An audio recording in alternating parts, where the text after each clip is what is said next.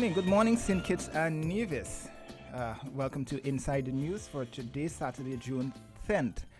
I'm Jeremy Abel, sitting in for Devon Cornelius, who's out for a little bit, but he will be back soon. Today we'll be discussing a number of topics of interest, of public interest. You know, we've had a busy news week. So what we want to do is dive a little bit deeper into the actual issues affecting St. Kitts and Nevis and the big stories that would have made the news for the week so far. So we'll just take a quick break, and then when we come back on the other side, we'll hear a bit of what the police had to say earlier this week surrounding the crime situation here in St. Kitts and Nevis. And then at the bottom of the hour, just about 11:30, we'll be joined by two guests. One who is very popular here in St. Kitts and Nevis, Mr. Dwyer Astafan. And we'll also be joined by the High Commissioner of India to St. Kitts, who's accredited to St. Kitts, Nevis, Antigua, Barbuda, and Guyana. And he's on island, and he's been holding discussions with the government in St. Kitts and Nevis. So he'll just drop by the studios. He should have been here for 11, but he had a minor other things that he had to get done. So he'll be dropping by in a bit to hold discussions. But stay with us here on Inside the News, and we will we'll begin the discussions.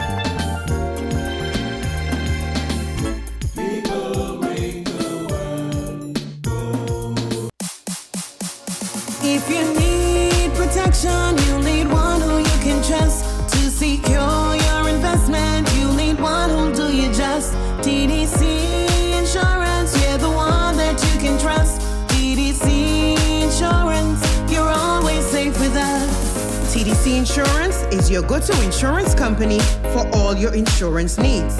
We take pride in offering you the best solutions and ensuring our customers are fully satisfied. TDC Insurance, we take good care of you, guaranteeing you peace of mind. You're always safe with us. Maybe it's the way the brilliant gold liquid reflects our sunshine, or how the bright blue of its label mirrors the clear Caribbean skies overhead. Maybe it's the fresh, crisp taste of this beastly cold beer on a scorching hot day. Maybe it's even the way it brings us all together. But one thing is for sure, Carib is very much a part of who we are wherever we're from in the Caribbean. Carib, it's the way we play. Drink responsibly. People make the world go round.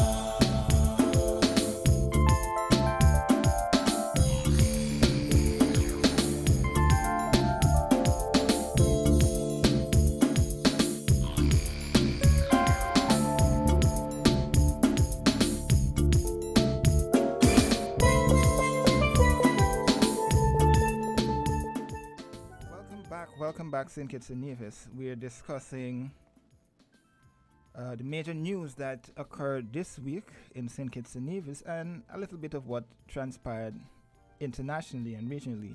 As you all know, the big topic coming out of the news this week would actually have been the 16th homicide that we would have recorded, 4 within 24 hours. And that would have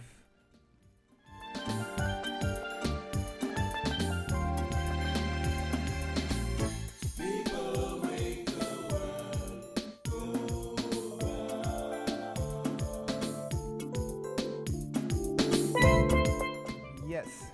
So, we recorded 4 murders in 24 hours, and that would have been the big happenings this week, and it has rightly so caused public outcries and condemnation.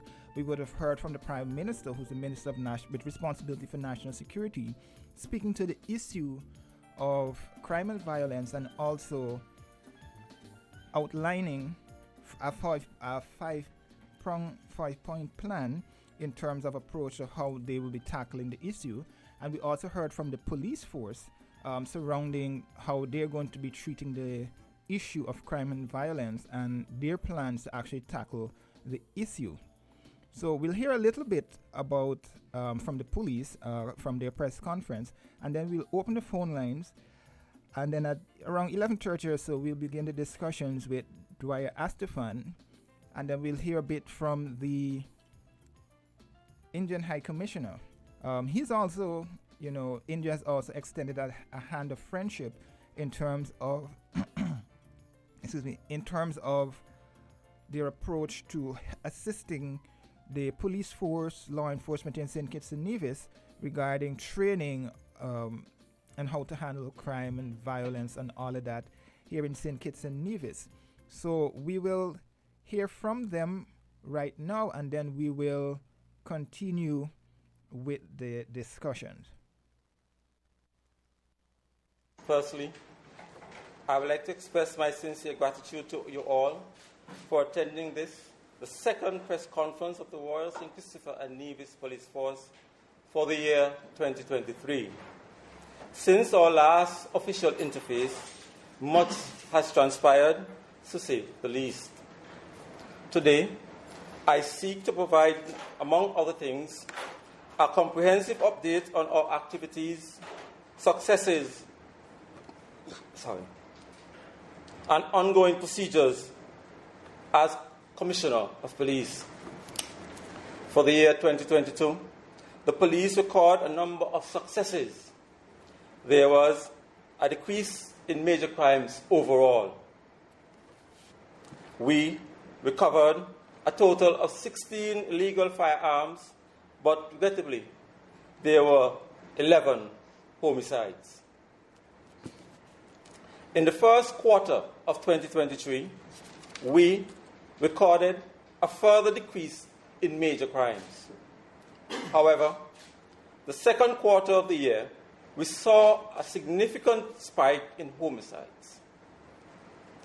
Although the police have recovered a total of 20 illegal firearms in the first half of the year, the number of civilians who have unfortunately died now stands at 16. This dark trend will be stopped, and the misinformed individuals who perpetrated it will be brought to justice. Criminal activity must not be allowed to find safe haven within the fabric of our society. The police, having been diligently working in collaboration with the St. Kitts Nevis Defence Force to curb the surge of criminal activity. To this end, we have already put in motion several initiatives and strategies aimed at increasing efficacy of our methods and the intensity with which we seek justice. One such course of action was the High Command's decision to increase mobile and foot patrols and community engagement nationwide. This change has been met with much appreciation from the general public. A dozen of persons all over the country continue to express sentiments of gratitude and appreciation to the patrolling officers. The police force has sought the assistance of Dr. Edwin Powell, a highly trained national security specialist from the United States. Dr. Powell is no stranger to us, as he was previously in the Federation just this past April, when he facilitated 2 training courses. 1 executive leadership course for law enforcement and national security personnel, and 1 community policing training for police officers from the ranks of constable to sergeant. He imparted invaluable expert knowledge and skills, and his leadership and guidance were well received. Indeed, we look forward to working with him once again, though we wish it was under less somber circumstances. Another course of action we seek to take is the utilization of Section 10 of the Island Constables Act. This permits the police force to temporarily enlist former law enforcement personnel to assist in our peacekeeping endeavors in extreme circumstances or emergencies. These persons will be enlisted to serve in the police force for a period of 90 days in the first instance. At the end of this period, the national situation will be assessed, and the High Command will determine if an extension of the time is needed. The High Command has also taken the decision to upgrade our information reward system. As of yesterday's date, any person or persons who provides police with information that leads to the arrest and conviction of criminal elements is eligible to receive a monetary reward of up to $25,000. There is a common saying that goes, "There is no rest for the wicked." Hear me saying this, hear me when I say so too. Shall it be for those of us who toil in the name of peace, justice, and security? As of yesterday, June 6, 2023, all vacation and personal days for police officers have been suspended. The Royal St. Christopher and Nevis Police Force will not rest, hesitate, or falter in the pursuit of peace and justice. Though the words comprising this particular sentence may be simple, it is imperative that everyone hearing my voice understand that this is the furthest thing from simplicity. As police officers, our jobs are among the most difficult in the Federation, and yet the loyal men and women of the police force have committed to give even more of themselves to the restoration of national law and order and the safeguarding of all citizens, residents, and visitors. This august body is comprised of human beings, mere mortals who habitually sacrifice the best part of themselves to protect and serve everyone within our country's border. They have sacrificed a significant number of their freedoms and rights. They continually sacrifice of their family time and leisurely activities. And they almost forgo the simple pleasures in life. All this and more they do for people and for their country. I am eternally grateful and deeply proud of my officers and all that they have done and continue to do. I sincerely thank every one of them under my command. The maintenance of your protection, safety, and security, and the pursuit of justice for those who have been wronged in the eyes of the law. This is the mission of the Royal St. Christopher and Nevis Police Force. In short order, citizens and residents will realize an added increase in law enforcement presence and procedures nationwide. Inevitably, this will cause some measure of necessary inconvenience to the daily routines of many. Try as I may, however, I cannot fathom any greater inconvenience or discomfort than the violation of one's right by some social menace, especially the heinous cutting down of our own young people in the streets. Hence, we will do what we must to return our nation to a state of normalcy. We have been doing and continue to do our part. The time is now upon us where you, the people, must meet us halfway. The solution to ending crime and violence is not a magical. Peace cannot be restored by snapping of one's fingers. Instead, It is born in diligent work, fervent prayer, laser-like focus, and an immovable determination to succeed, and strong social collaboration. Help us help you. Before I close, I humbly ask that everyone hearing my voice remembers the Royal St. Christopher Nevis Police Force in their prayers. With God on our side, the public's support and cooperation, and some expert assistance, I am confident that we will overcome and justice will prevail. Thank you for your kind attention.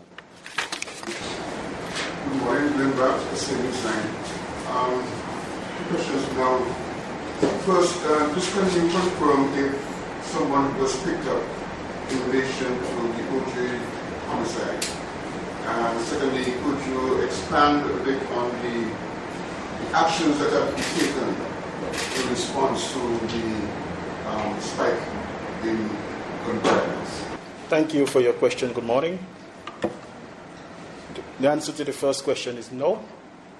That matter is under investigation. In terms of, the Commissioner would have outlined a number of initiatives that we are pursuing to stemming the flow of violent crime. There are measures being taken on both the preventative side, as outlined by the Commissioner, as well as the investigative side. We are pursuing our leads. We are making progress in these investigations. We are receiving the cooperation of the public.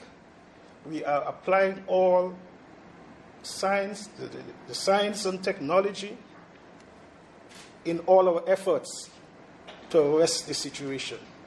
And we are confident that our actions and our efforts will eventually prevail. We urge patience as we pursue these matters. These crimes are not an event. The investigation is not an event. It's a process, and we have to get it right. The officers are committed. We are gratified by the support that we are receiving from the public, and we can assure you that at the end of the day, we will arrest the situation.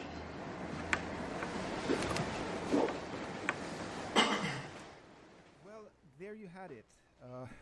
There you had a bit of...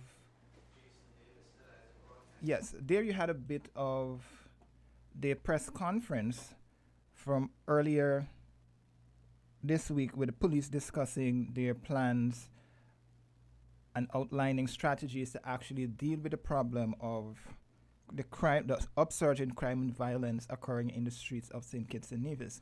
If you want to join the discussions, 4660989, 6620989, and 7620989. I know a lot of people have been crying and airing their grievances when it comes to crime and violence, especially since we had the 4 homicides within the span of 24 to 36 hours.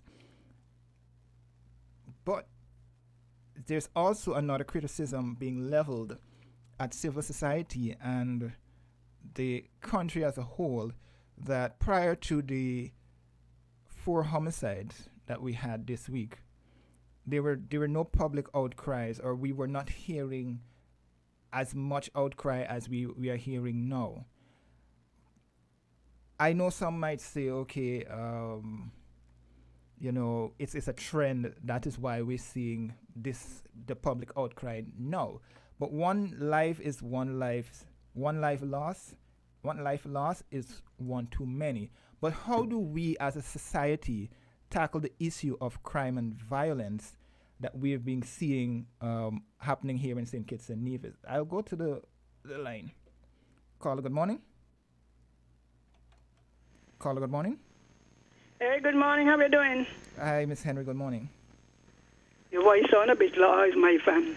Anyway, good morning to all your listeners at home and abroad. Happy birthday to Tish, one of my disabled comrades, Letitia Foster and Jamal Herbert from the Newtown Community Center. Happy birthday, a belated birthday to Mary Liebert, the mother of, what name now? It will come. Now, you know something, I said to myself yesterday, 16 persons got killed, and the way we carrying over one, as if the others don't matter. You notice that? Yes. Have you noticed it? Yes, that's what I was alluding to a bit. People mourning over OJ, and before him, 2 persons died the day before. So we very selective in who we grieve for. We have become accustomed to it. I wouldn't say that we're very selective. I think it's the way in which it happened is what actually created the issue. So that as you say, everybody counts.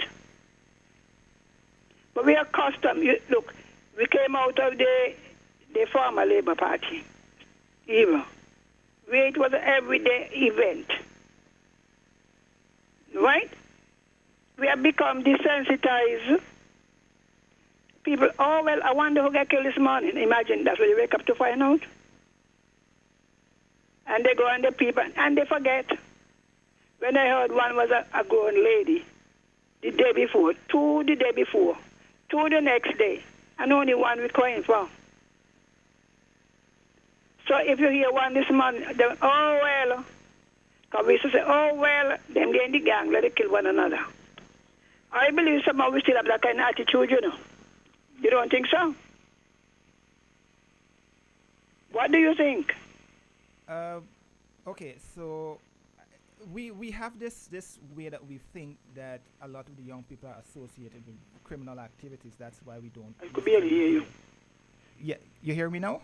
Yes, that's better. Okay, so I was saying we oftentimes associate young people with being criminal activities, whether or not they're involved or not, whether they're involved or not, and that's one of the concerns. Yes, so we dismiss the death. Yes. As inevitable. Okay, Miss Henry, I'm sorry to have to cut you off, but one of my guests, is actually here, the High Commissioner of India to St. Kitts, Antigua and Guyana, and he's going to be. Oh well, I hope he has good and better news. Well, you can call back. After we wrap the discussion, but he's going to. Yes, but just think about it. Think about what I said. Yes. All right. So we heard from Miss Henry there on the challenges that we have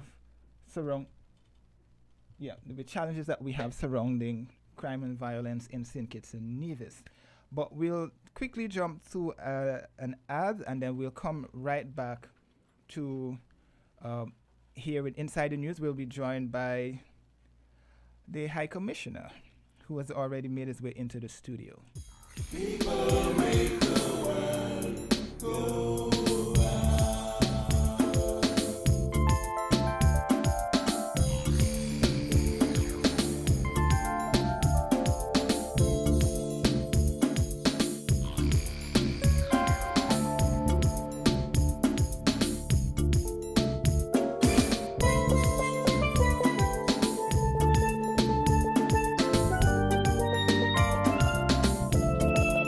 Enjoy the convenience of getting all your documents in one place. At the TDC Copy and Print Center on 4th Street in Basse-Terre, we do just that. We offer document formatting, graphic design, and copy and print services. Our team of professionals truly understand all your needs, whether it be administrative, professional, academic, or personal. You bring it, we deliver it with quality every time. Visit the TDC Copy and Print Center today in the TDC Mall on 4th Street in Basse-Terre or call 465-2511. Your copy and print specialists are waiting to serve you. Maybe it's the way the brilliant gold liquid reflects our sunshine, or how the bright blue of its label mirrors the clear Caribbean skies overhead. Maybe it's the fresh, crisp taste of this beastly cold beer on a scorching hot day. Maybe it's even the way it brings us all together. But one thing is for sure, Carib is very much a part of who we are wherever we're from in the Caribbean. Carib, it's the way we play. Drink responsibly. People make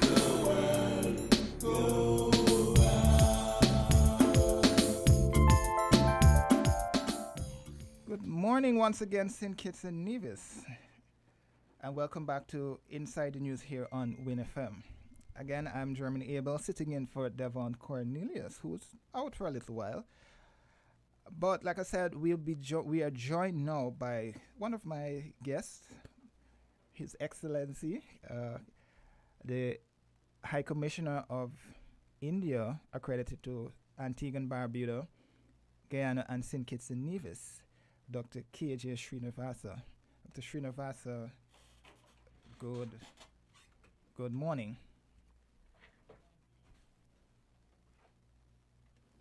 Yes, good morning. I didn't think we got you there. Good morning. Yes. It's nice to be back here at WIN FM. How are you doing today? I'm good. How are you enjoying the island again so far? So far it's been work. So maybe today I will try to let my hair down. Okay, that's good. Just tell us what you have been doing since you've been here in St. Kitts and Nevis. I know you've been holding engagements with various officials, government officials, and everyone. So just give us an update in terms of how those discussions went, who you have been speaking with while you've been here on the island.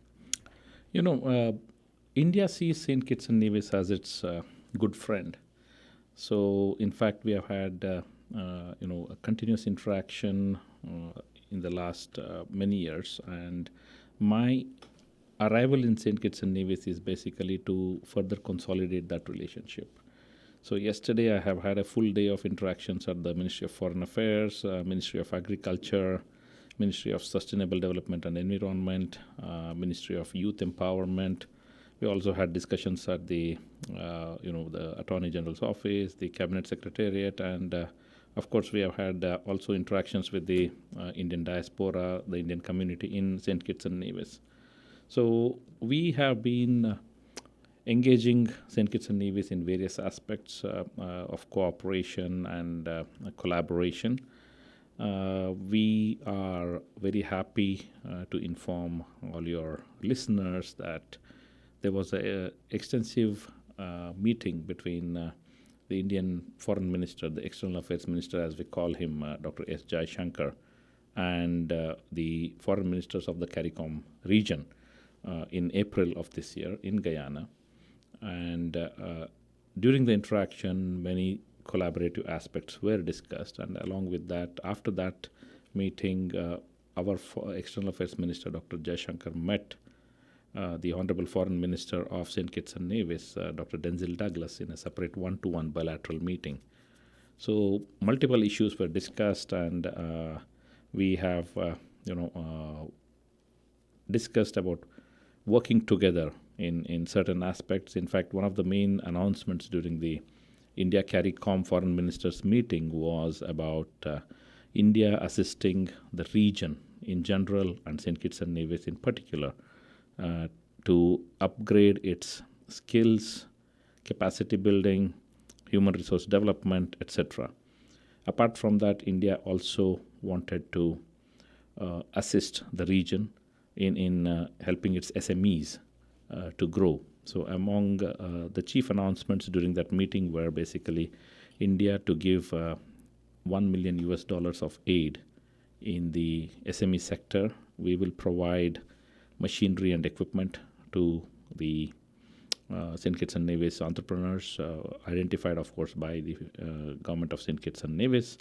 We are also offering a $50,000 each grant to 5 projects, which we call the Quick Impact Development Projects, which will be selected by the St. Kitts and Nevis government. We have also offered multiple training to the people of St. Kitts and Nevis, the multiple training options. We have something called as the Indian Technical and Economic Cooperation Scholarships, which are basically short-term scholarships for various subjects to upgrade the skills. So these are basically in say, ICT, in human resource development, management, project development, you name it, we have it. So along with those, we have given about 16 slots for St. Kitts and Nevis citizens this year. But apart from that, we have also offered ITEC scholarships, which will be customized to the needs of the government of St. Kitts and Nevis. We are also working on getting some experts from India in certain aspects of requirement by the government of St. Kitts and Nevis, which can be in any sector.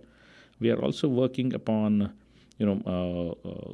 getting training to the Coast Guard, the defense forces of the St. Kitts and Nevis officials in India.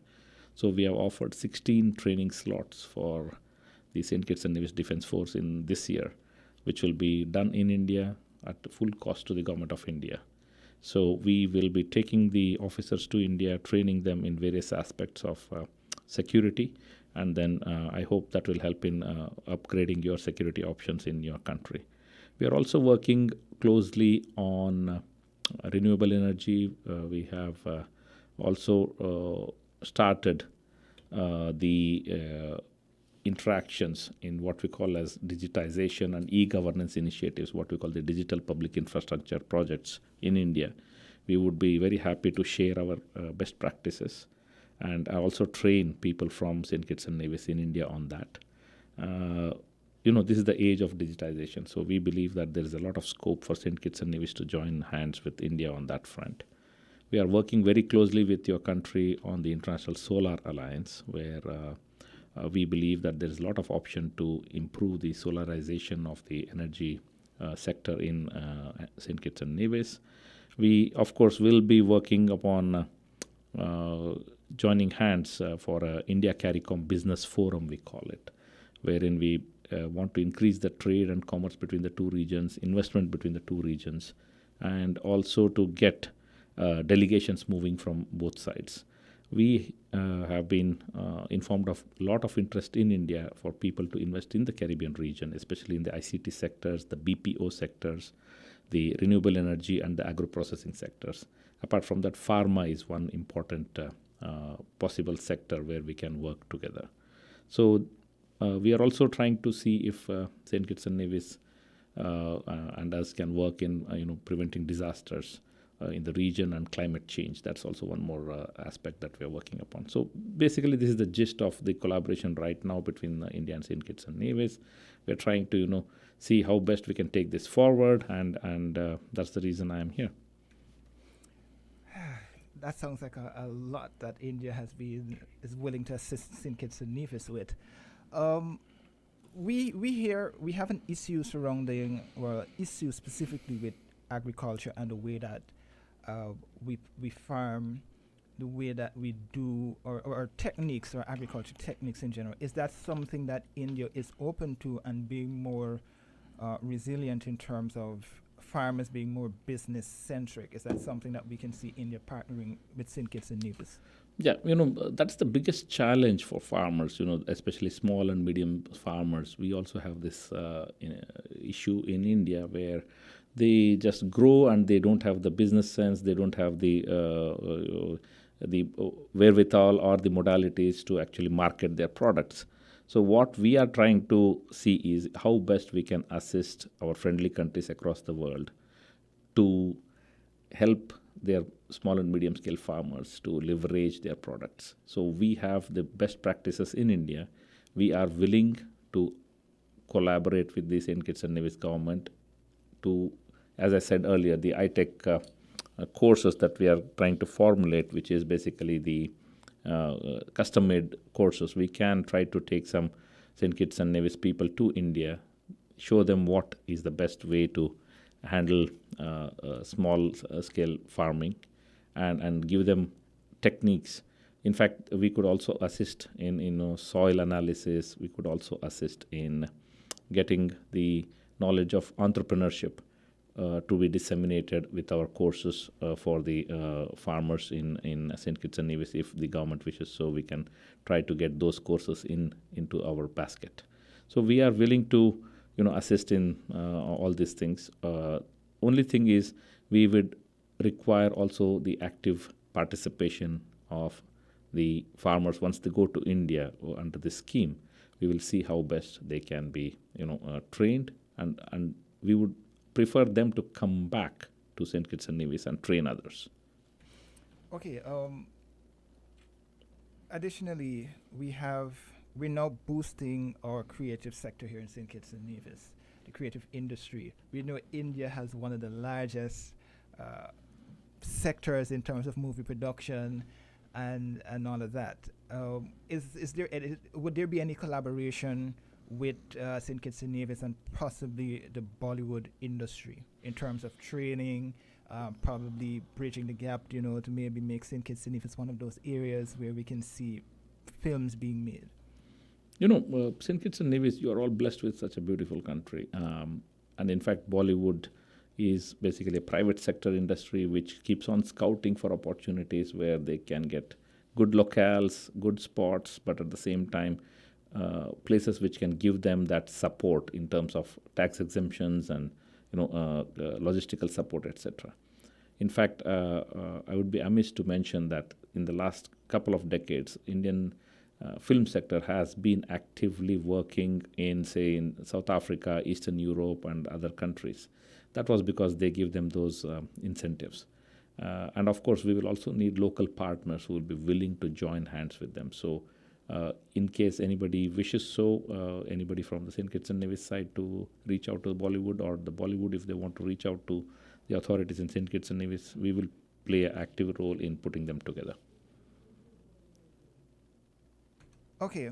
I know normally India is known for its sports and all of that.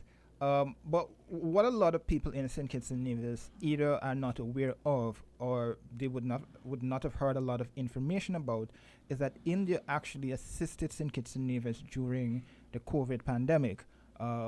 Vaccines, medications, a line of credit, What more? Just give us a little insight in terms of the assistance that St. Kitts and Nevis would have received during the COVID-19 pandemic from India. Thank you for raising that issue. India during COVID times, we also suffered a lot. We were one of the most affected countries in the world. But given that fact, let's keep that there. India, with its scientific process, was able to produce the AstraZeneca vaccines in India at a cheaper cost, at a faster pace, and we were able to generate that traction to be able to deliver the assistance to our friendly countries across the world. We, under the leadership of our Honorable Prime Minister Shri Narendra Modi, we were trying to reach out to those affected countries which really needed aid, because I was told recently by the Antiguan Prime Minister and also the Guyanese President that when the whole world was looking inward, it was only India which came out to give away what it had, the vaccines. So India gave about more than 800,000 vaccines to the Caribbean region during that time. And I was very happy to be a part of that process, wherein we distributed vaccines from India to Guyana, Antigua and Barbuda, St. Kitts and Nevis. We gave about 40,000 vaccines to St. Kitts and Nevis, which helped kickstart the process. Apart from that, of course, as you mentioned, we gave over US dollar 300,000 worth of emergency medicines. Then, of course, the PPE kits. Then we also assured them a $1 million assistance to upgrade their COVID infrastructure. We have also teamed up with your healthcare sector to see how best we could assist them in future pandemics. So I think this was a golden opportunity for India to highlight what we say, its philosophy of Vasudhaiva Kutumbakam, means the world is one family. We see it from the lens of South-South cooperation. We see it from the lens of collaborating with our friends, whoever has stood by us through thick and thin. And we also see it as a process where we do not have any quid pro quo from any country. We do not ask for anything in return. So we are just there to assist what we can. And, people see that as vaccine diplomacy, but we see that as vaccine maitri, vaccine friendship. So I think, people's viewpoints might be different, but we have been very happy to collaborate with St. Kitts and Nevis and the Caribbean region during those tough times. Okay, I know you have a busy schedule today, so I don't want to keep you back. Just a couple of final questions before I let you go. Yeah. We know that India recently had the train disaster, and all the people of St. Kitts and Nevis and myself, we send our condolences to India. Just tell us a bit about the mourning period that's going on right now in India, and how has this impacted India right now? That was one of the most unfortunate incidents in recent times. I think one of the biggest disasters that we have had. This is something which was highly unexpected. But I thank the government and people of St. Kitts and Nevis for being there for us and expressing your condolences and your sharing your thoughts and prayers with us. It means a lot to us when friends like St. Kitts and Nevis come forward. In fact, right now, we were able to put back the system, the train system, within about 48 hours. Everything was back to, the normal basis. The trains were running. We were able to actually, within 2 hours of the accident, the disaster response teams were full steam. They were mobilized by the disaster response unit. They were able to, rescue surviving passengers. Over 1,000 of them were rescued. And those people who lost their lives, they were actually, their relatives were located. We were able to, ensure that a proper, last rites were conducted to those people. We are giving compensation to them, but at the same time, the fact remains that we have to combat future such accidents by finding the root cause of these accidents. So the government has already instituted a big inquiry into that. And right now we are in the process of healing, as they say. We're trying to find people who can assist those who are in trouble, giving them counseling, those people who really need assistance in terms of financial or psychological aid. We are providing them that. Okay, High Commissioner. The High Commissioner is actually as a sports fanatic, and I cannot let him go. And up to last evening, I was troubling him about India. Are you still optimistic, or you have not gained that optimism that India can actually pull out this test? That's something, it's tough because we were chasing 444. I think we are now 95 for 3, which is a tough task on that pitch, because we were 92 for 1, now we are 93 for 3, which is something which I never expected.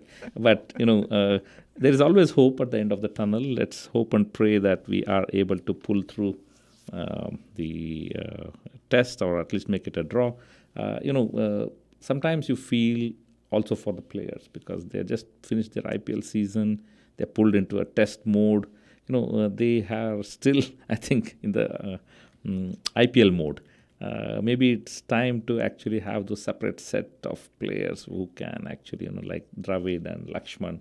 Those are the golden age players forever. So I hope and pray that we really pull this off. Thank you. I can't let you go without asking you. The World Cup is later this year, in a couple of months. Are you confident that maybe India-West Indies final, India will pull it off, or, may I support the West Indies? Yes, that's a dream final for me personally, because one thing I wanted to mention here, in India, if India is playing any other team, of course, people will support India. And when West Indies plays anybody else, people actually support West Indies. West Indies is the second most popular team in India. They all love the flamboyance. They love the characters from West Indies cricket. This is not now. This is not a recent phenomenon. This is from the time of Clive Lloyd and his predecessors. So there is that amazing, that feeling, that bonding between the Indian public and the West Indies cricket team. And the love and affection they have shown. I was once privy to a conversation with Sir Viv Richards, Sir Richie Richardson, and Sir Ambrose, and Sir Andy Roberts. They were actually telling me that the affection they have got from India is something second to none. And they always prefer to travel to India to meet the Indian people, the Indian public, etc. So I think the dream final, India and West Indies, is something which I hope for and fervently pray for, actually, because that would give us the opportunity, to relive the old times. the king of good times, as we say.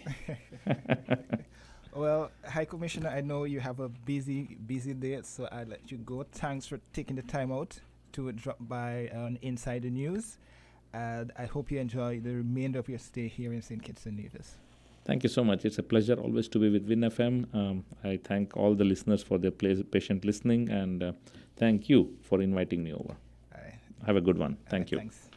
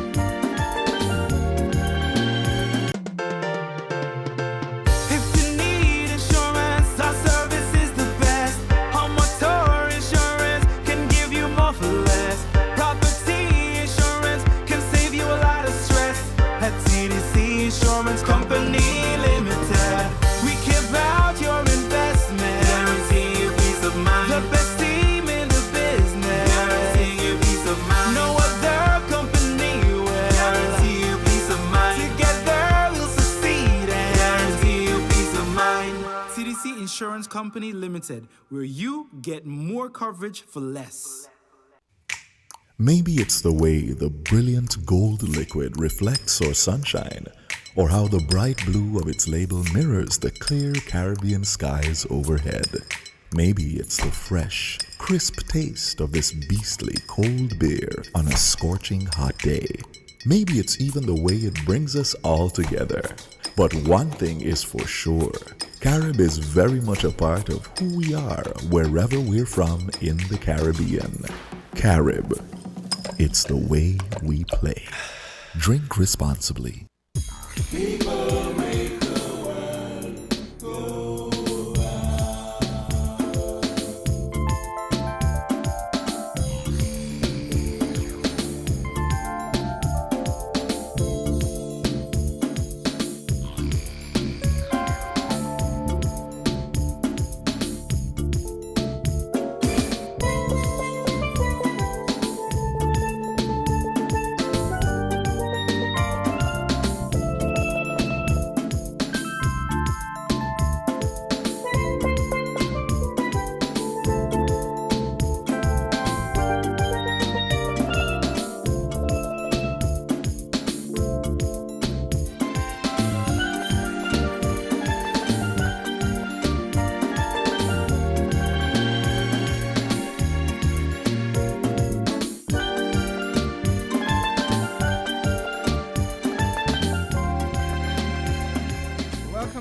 Welcome back to Inside the News here on Win FM. You just heard there from the Indian High Commissioner accredited to St. Kitts and Nevis, Dr. K.J. Srinivasa, and he was basically outlining the support India has given to St. Kitts and Nevis over the years, especially during the COVID-19 fight.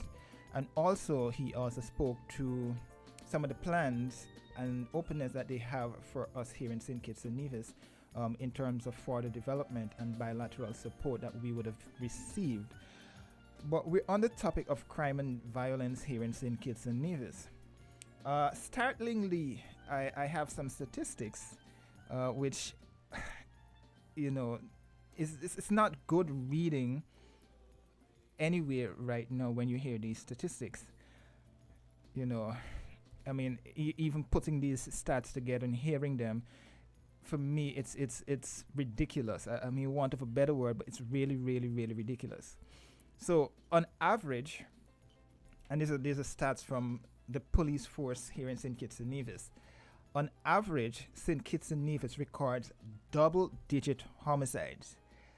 St. Kitts and Nevis records 21 homicides annually over the last decade between 2012 and 2021. In 2012, there were 19 homicides. In 2013, there were 21 homicides. In 2014, there were 24 homicides. In 2015, 29 homicides. In 2016, there were 32 homicides. In 2017, there were 23 homicides. In 2018, there were 23 homicides. In 2019, there were 12 homicides. In 2020, there were 10 homicides, and in 2021, there were 13 homicides. And based on last year's figure given by the Commissioner of Police, there were 11 homicides. Out of that 21 homicides that we record on average annually, 17 of those are committed using firearms, which is an alarming, these are alarming statistics, right? So what exactly is the underlying problem that's causing this? And so now we're actually going to discuss all of this with popular figure, attorney at law, and political commentator Dwyer Astafan, and he's joining me here in the studio. Dr. Astafan, good morning. Good morning, but not doctor. Good morning to your listeners as well. Good morning.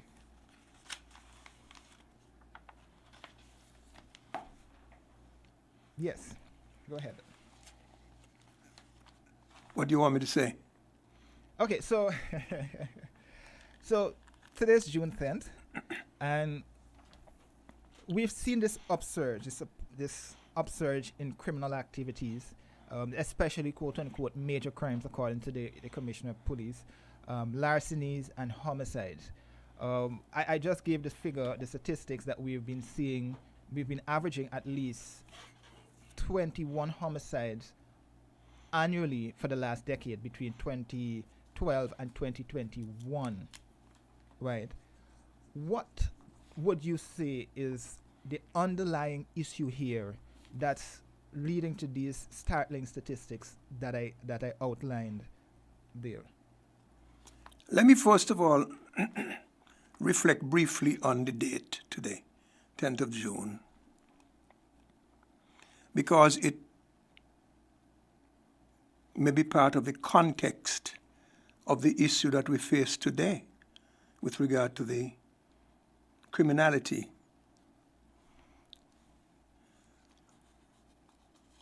In 1965, Mr. Abel, 1966, there was a general election.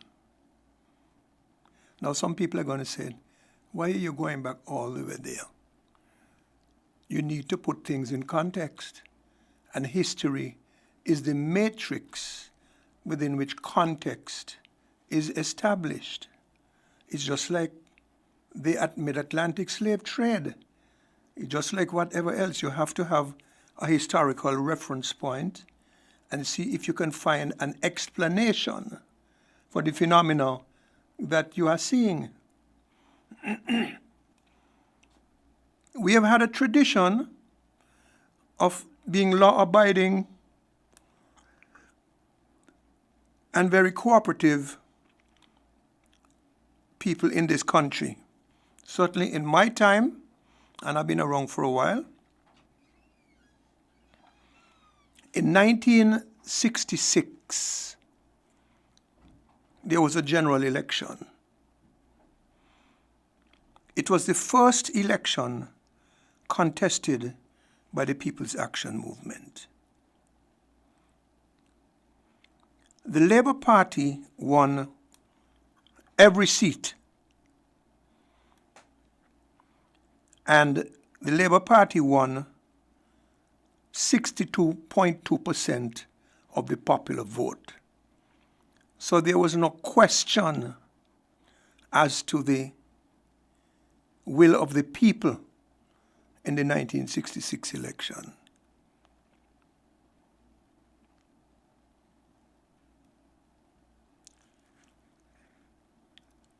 Less than a year later, Mr. Abel, there was an attempt to overthrow that very government that had won all of the seats in St. Kitts and had won 62% of the popular vote. There was an attempt to overthrow the government, documented by Anguillians who claimed to be involved.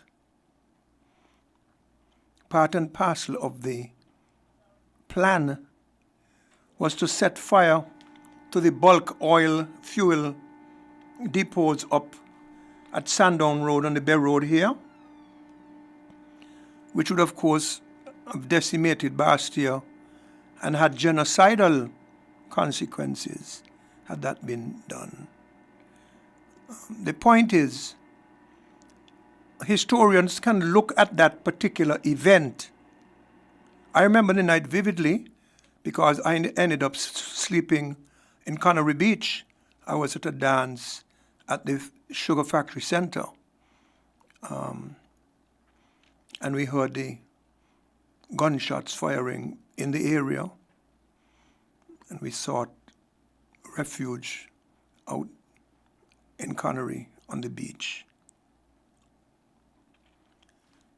That particular event was the first of its kind in the modern history of St. Kitts, where gun violence was not only introduced, but to the point at which it became an effort to overthrow a lawfully elected government. And I think whether you like it or not, if you want the full picture, you have to examine the details.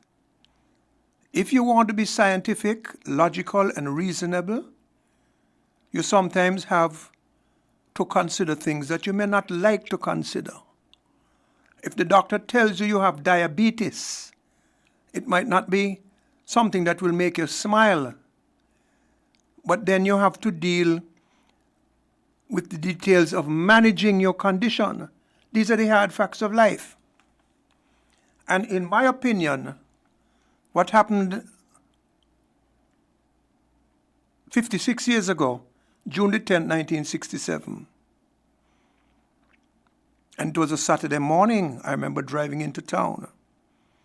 And I remember a number of other things which I won't bother to mention here. St. Kitts was like a graveyard. There was a cloud of disbelief, fear, terror, incredulity, if there's such a word, disbelief. People just could not imagine that something like that would happen in a place like this. And you'd had an election a year before, and the Labour Party had won all of the seats, and big. And big. No question. History is an interesting thing because just 13 years after that incident, the People's Action Movement was implicated and mentioned by leaders in Anguilla who had participated in the attempted overthrow. The same People's Action Movement was elected into office in St. Kitts in coalition with the Nevis Reformation Party, the NRP, 1980. There were a lot of reasons for that. The Labour Party, of course, having lost Mr. Bradshaw in 78, Mr. Southwell in 79, Mr. Moore having, in my view, being arrogant with regard to holding the House so that Dr. Simmons, who had won a by-election, could be admitted to the House and serve as elected. He didn't do that. And Mr. Moore, of course, from the 1975 election, the government had received a mandate, the Labour Party, to go to independence. And he said he didn't want to proceed on that mandate. He wanted his own. So he got what he wanted. He wanted his own. Well, he didn't get it. He wanted an election, and he lost the election. In the 1980s, cable TV was introduced to St. Kitts. There was no public education process germane. It was not 24 hours at the time, but it was incremental in terms of time, content, broadening, in terms of standards, things that really needed management. Some things that children shouldn't be seeing, they were being able to see. And so the public was not being educated. Cable came in. Then you had the beginning of the gangs in the schools in St. Kitts. And most of the leadership of these gangs in the schools were the children of powerful people in the country, who pretty much had their way and could do as they liked because they were untouchables. I am mentioning these things not to be politically partisan, but to give you my perspective of the historical background to this. I notice the clock is coming close to 12. Go ahead, continue. Okay. So you had the gangs beginning in the schools. You had the infiltration, not just of the cable TV, but you will note that very rapidly between the 80s and even now, the intrusion of negative influences from North American culture became increasingly visible. In the 1980s, the then government used to boast that St. Kitts Nevis was the freest nation in the world. One of the things, well, of course, that was ridiculous, but that was what they were promulgating. But part and parcel of the mentality of that propaganda was the culture of entitlement. Freest means freeness, entitlement, and dependency, which means that you depend more and more of us depend more and more on the political directorate. And less of us are as productive as we ought to be. My argument is that the groundwork, the wind that was blowing in the 80s, is the primary cause, not the only cause, of the whirlwind that we are reaping today. So by time in the late 80s, you had the son of a senior minister being murdered, relatives of high-level people in the government being implicated in the contraband, in the illicit industry, guns and drugs. And who could stop them? The murdering of policemen, one who was murdered at Frigate Bay one night, can't remember his name right now, never found the killer. And Jude Matthew, who was murdered in 1994. No killer found yet. So the seeds of criminality, the seeds of a culture that was rejecting civic mindedness, diligence, productivity, the golden rule, country above self, the very motto which they introduced, but never abided by and never really encouraged the people or taught the people to abide by. All of the bad habits started to become embedded. And so, as time went by, the government changed in 1995. You might not remember St. Kitts being referred to in the early 90s as Devil's Island. At the time, we had a gentleman here, his nickname was Little Nut. He had come from the States. He had been a part of the Jamaican regiment. He was, I think, trained by the CIA. Some people point to him specifically as one of the architects of the modern gang culture in St. Kitts and Nevis. And so you had the evolution over the years.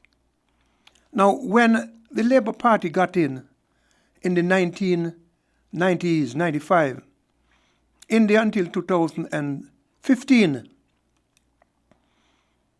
and I was involved as a minister from 95 to 2013. Between 2004 and 2008, I was in fact the Minister of National Security. In the 2004 election, all I spoke about, Jermaine, on the campaign trail was gangs and youth violence, and that being a major threat to the stability and success of the country. I had been a Minister of Tourism and other things. There are things I could have spoken about on the platform, which I did almost in passing, but my main theme 19 years ago was youth violence and gangs and so forth. I was given the Ministry of National Security portfolio, but I was given virtually no help. We tried to bring the gangs together, not so that they will continue, but that they will stop with this gang mentality and start to become young men and understand that togetherness and productivity and civic mindedness are a better way to live. We had a get-together of the gangs in the Bastia High School auditorium. I had no support from my colleagues, no support from the opposition, virtually no support from the private sector. I remember that function transporting the gangs, the young men, and refreshing them and who came was paid for by myself personally. I tried to introduce a canine unit. We tried to professionalize the police force. We couldn't get support for the canine unit. We used to import dogs from England for either 20 or 25,000 pounds each, spayed, neutered, so that when their careers were finished, we can't use them to reproduce and so continue the team. So I raised some money privately, including myself, and I bought a dog, and we said we were going to start out a canine unit that received virtually no institutional support. I recommended a national security development fund to issue citizenships so we could raise $150 to $200 million to build out the national security apparatus. Get these young men organized, working as apprentices, paying them, teaching them a trade to stabilize the society, build the economy, all of that good stuff, and let them make sure to understand that they had to follow the law and behave themselves. We increased penalties. We had curfews on children under a certain age that had to be home by 9 o'clock. The army and the police were mobilized to the best of our ability to do so. But I have to say it, I don't believe that I got the cooperation, and I don't want this to be about me. It's not about me.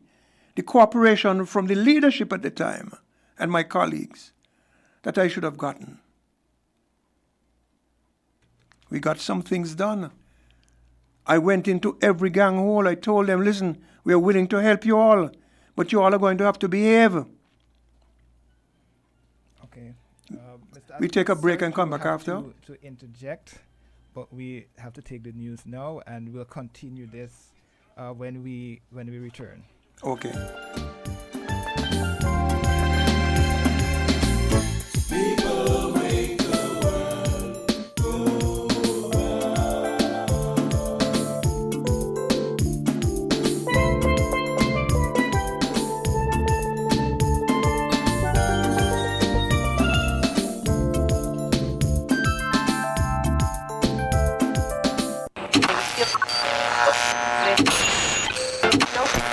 You found the sound. 98.9. Win FM.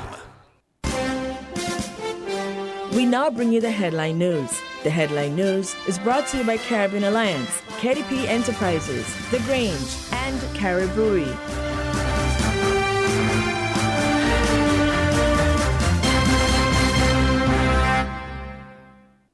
When it comes to the important things in life, your health, your education, your choice of a life partner, and of course your insurance provider, only the best will do. Caribbean Alliance Insurance is the only insurance company in the Eastern Caribbean with an A excellent rating. We have a robust 3-tier reinsurance strategy that protects our policyholders from multiple catastrophes, even if they occur in quick succession. We spread our risks over 18 territories, ensuring minimal impact to individual territories when a disaster strikes. We provide an excellent claims experience. Claim settlement is usually between 24 to 48 hours. Our A excellent rating means that you are more secure with us. Contact us for motor, property, marine, public liability, employer's liability, and other policies. Delisle Walwyn, people you can trust. Local agent for Caribbean Alliance Insurance. Tomorrow secured. Music's finest artists converge in Bastille from June 22nd to June 24th for the 25th hosting of the St. Kitts Music Festival. Hitting the festival main stage will be Skillybang, Chronix, Coffee, Byron Messiah, Anthony B, Governor, Romaine Virgo, TJ, Valiant. Them boy don't got nobody. Grandmasters, Collision Band, Small X Band, New Vibes Band International, Mr. Bagdal, Akai You Sweet, Preedy, Guess the Band, Ricardo Drew, Patrice Roberts, Skinny Fabulous, Nyla Blackman, Status. Erica Edwards, 313 Family, Gramps Morgan, Nitra B, Ear Supply, Dexter Daps, and Burner Boy. It's the 25th edition of the St. Kitts Music Festival from June 22nd to June 24th at Warner Park. An experience like no other. Tickets are now available at stkittsmusicfestival.com.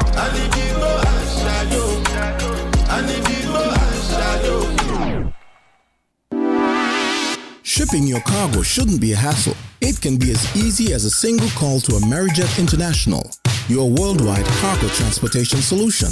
We provide all the services you need to ship your goods anywhere in the world, whether your shipment is fresh, frozen, large or small, alive or hazardous. You can count on Amerijet to deliver it safe and sound. Amerijet International, by land, sea or air, we get it there. For more information, visit us online at www.amerijet.com or call us at KDP Enterprises at 466-9595. With over a century of perfection behind the Mackeson name, a smooth blend with perfect balance and richness, it's no wonder Mackeson Triple Stout has a legacy of perfection. Enjoyed the world over. Introducing our new look with the same great taste. Mackeson. All hail the king. Please drink responsibly. Did you know that the Grange Healthcare Facility is the first purpose-built, non-governmental healthcare organization on St. Kitts? It's situated at Otley's, 7 miles east of Basseterre in beautifully landscaped surroundings. The Grange has a team of highly trained professionals and provides care that's rated as being comparable with UK and North American standards. The Grange offers varied accommodations to suit your individual needs, and our all-inclusive packages make the cost of care per hour the most competitive on the island. Services include convalescent care for all ages, daycare facilities for older adults, rehabilitation services, and training and continuing education for healthcare providers. For more information, call 466-5525 or 465-8020. Fax 466-8221 or email thegrangehealth@gmail.com or visit our website at www.grangehealthcarefacility.com. With the WINNFM Midday News, I am Kevon Brown. Our top stories. Water Minister continues to urge the Federation to conserve water. El Nino to bring drier weather. 2 bills to be tabled during June 12th sitting of National Assembly. Regional leaders discuss climate change at summit in the Bahamas. And CARICOM countries continue to lobby for the U.S. to drop sanctions on Venezuela to benefit from Petrocaribe. Internationally, U.S. prosecutors unsealed a 37-count indictment against Donald Trump, accusing the former president of risking some of the country's most sensitive security secrets with his handling of unclassified documents after leaving the White House in 2021. In political news across the pond, former British Prime Minister Boris Johnson stepped down as a member of parliament, accusing lawmakers investigating him of acting like a kangaroo court and being determined to end his political career. Now the details.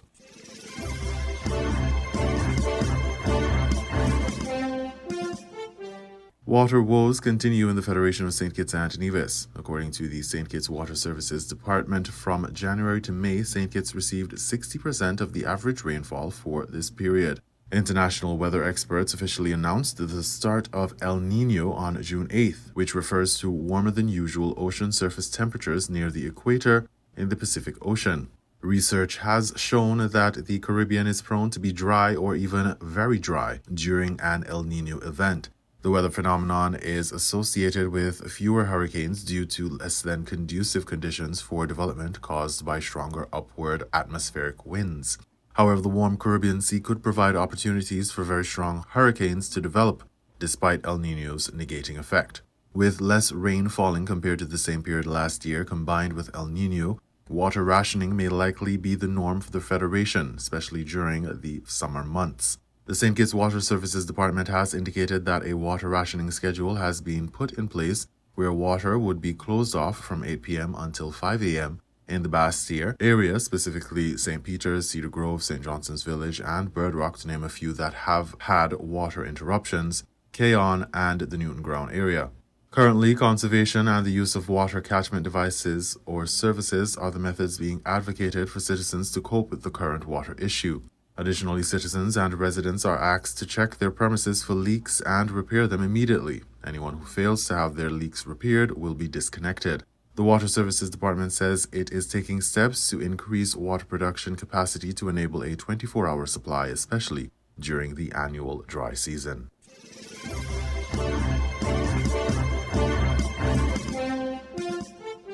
National Assembly is set to be held on June 12, 2023. 2 bills will receive first readings: the Firearms Amendment Bill 2023 and the Freedom of Conscience Cannabis Bill 2023. The mover of the bills? Prime Minister the Honourable Dr. Terence Drew. According to the Government Information Service, the Firearms Amendment Bill 2023 will amend the Firearms Act, increasing the maximum penalty if someone breaches the Firearms Act to 25 years of imprisonment with or without hard labor upon conviction. This change to the law is as a result of the increased gun violence the Federation has been seeing since the start of the year. The other bill, the Freedom of Conscience Cannabis Bill 2023, facilitates personal cultivation by adults of cannabis for private use in a secured area within a private residence, and the personal possession and use of cannabis in certain public places within the designated smoking areas for the enjoyment of a person's freedom of conscience, including freedom of thought and religion.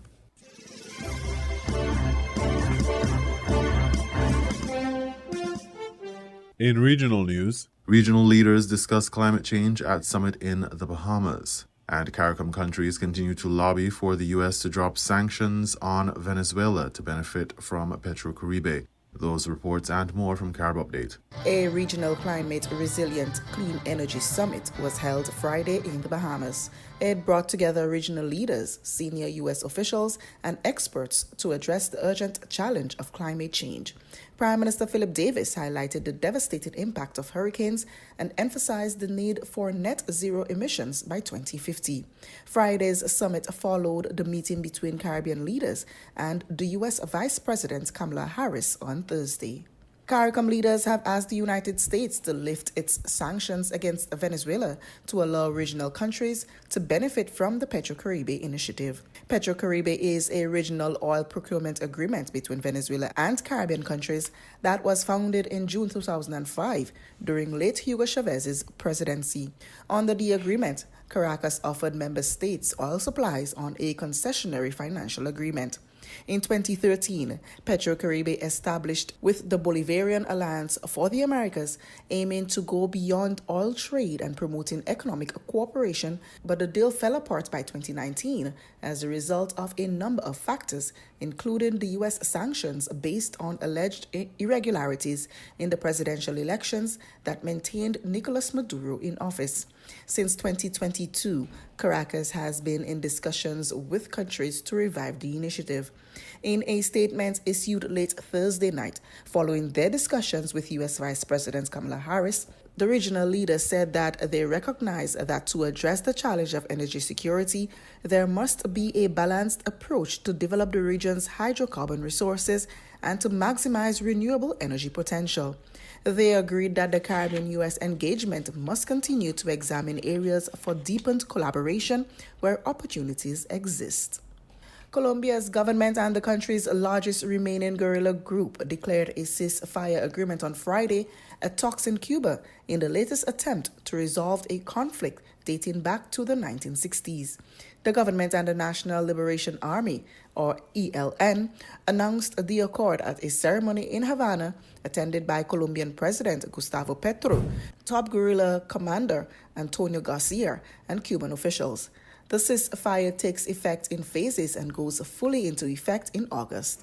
Top rebel negotiator Pablo Beltran said at the ceremony that this effort to look for peace is a light of hope that conflicts can be solved politically and diplomatically. The talks originally were scheduled to conclude with an official ceremony on Thursday, but were postponed as the parties asked for additional time to work on final details. Petro traveled to the island for the ceremony, saying it could herald an era of peace in Colombia. Negotiations between the sides resumed in August after being terminated in 2019, when the rebels set off a car bomb at a police academy in Bogota, killing 21 people. Cuba's deputy foreign minister calls reports that his country has agreed to host a so-called Chinese spy base unfounded and not true. Even the White House is describing the reports in the Wall Street Journal and CNN as inaccurate. We have more in this report. A report from the Wall Street Journal on Thursday said China has reached a secret deal with Cuba to establish a spy facility on the island nation. But the Biden administration was quick to cast doubt on the report. Here's Pentagon Press Secretary and Air Force Brigadier General Pat Ryder. I've seen that reporting. I can tell you based on the information that we have that is not accurate, that we are not aware of China and Cuba developing any type of spy station. Separately, I would say that the relationship that those two countries share is something that we continuously monitor. I would say that, as you've heard us say many times, China's activities, both in our hemisphere and around the world, any concerning activities are something that we will continue to watch closely.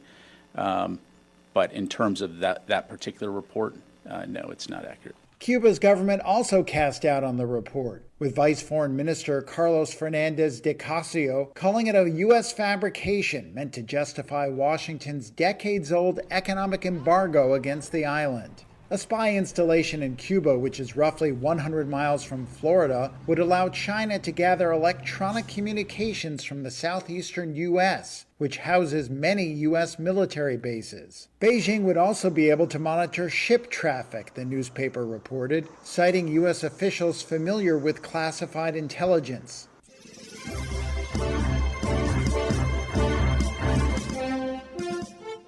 We now bring you these international reports. We have one set of laws in this country, and they apply to everyone. U.S. Special Counsel Jack Smith, the lead prosecutor in the case against Donald Trump alleging he mishandled classified U.S. documents, said on Friday that the former president had been indicted for violations of national security laws, which he said put the country at risk. Today, an indictment was unsealed, charging Donald J. Trump with felony violations of our national security laws, as well as participating in a conspiracy to obstruct justice. This indictment was voted by a grand jury of citizens in the Southern District of Florida. Our laws that protect national defense information are critical for the safety and security of the United States, and they must be enforced. Violations of those laws put our country at risk. His brief 2.5-minute press conference followed the unsealing of 37 criminal counts on Friday, related to Trump's retention of some of the country's most sensitive security secrets after he left the White House in 2021. According to the indictment, some classified documents were found in a bathroom, on a ballroom stage, and in a storage room at his Mar-a-Lago estate in Florida. The federal indictment also said that some documents included information about the secretive U.S. nuclear program and potential domestic vulnerabilities in the event of an attack. Trump also allegedly discussed with lawyers the possibility of lying to government officials seeking to recover the documents. According to the 49-page indictment, Trump said to one of his attorneys, quote, "Wouldn't it be better if we just told them we don't have anything here?" Trump has proclaimed his innocence in the case and took to his Truth Social platform after the charges were unsealed to attack Special Counsel Smith, saying, quote, "He is a Trump hater, a deranged psycho that shouldn't be involved in any case having to do with justice." At an event in North Carolina on Friday, President Joe Biden distanced himself from the federal indictment of his political rival. President Biden, have you spoken to Attorney General Merrick Garland yet? I have not spoken to him at all. I'm not going to speak to him. I have no comment on what happened. Trump is due to make his first court appearance in the case in a Miami court on Tuesday. A former aide, Walt Natta, faces charges in the case as well. Earlier on Friday, two of the former president's lawyers, John Rowley on the left here and Jim Trusty on the right, quit the case for reasons that were not immediately clear.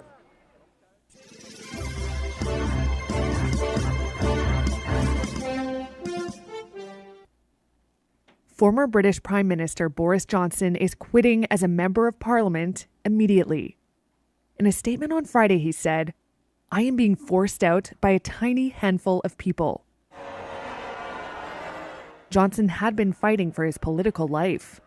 Hasta la vista, baby. Thank you. His premiership had been cut short last year, partly by anger within his own party and across the country over COVID rule-breaking lockdown parties in his Downing Street office and home. And I want you to know how sad I am to be giving up the best job in the world. But them's the breaks. A parliamentary inquiry was investigating whether he misled the House of Commons when he said all COVID-19 rules were followed. If it found Johnson misled Parliament recklessly or deliberately, it could turf him from Parliament for more than 10 days. That could have sparked an election for his seat. Johnson said a letter from the committee made it clear that they were going to, quote, "use the proceedings against me to drive me out of Parliament." He compared it to a kangaroo court. The buck stops here. Johnson's resignation automatically sets in motion a by-election for his seat, but he didn't close the door entirely on political life. He said in his statement that he was sad to be leaving Parliament, before adding, "at least for now."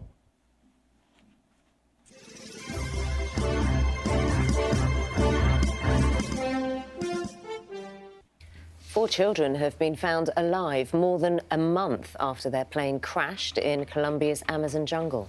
The siblings aged between 1 and 13 were on board the plane with their mother and 2 pilots who died. Simon Jones has this report. Airlifted to safety from the jungle after a story of survival against the odds. Pictures released by the Colombian president were the first confirmation that the 4 rescued children wrapped in foil blankets were alive. They were found by the military after a huge and long search, the children forced to fend for themselves for more than 5 weeks. Together, the military forces and the indigenous communities that helped with the search efforts found the children after 40 days. They were on their own. They are an example of survival that will go down in history. Today, those children are the children of peace and the children of Colombia. Hundreds of soldiers had been involved in the desperate hunt for the children, aged 13, 9, 4 and 1.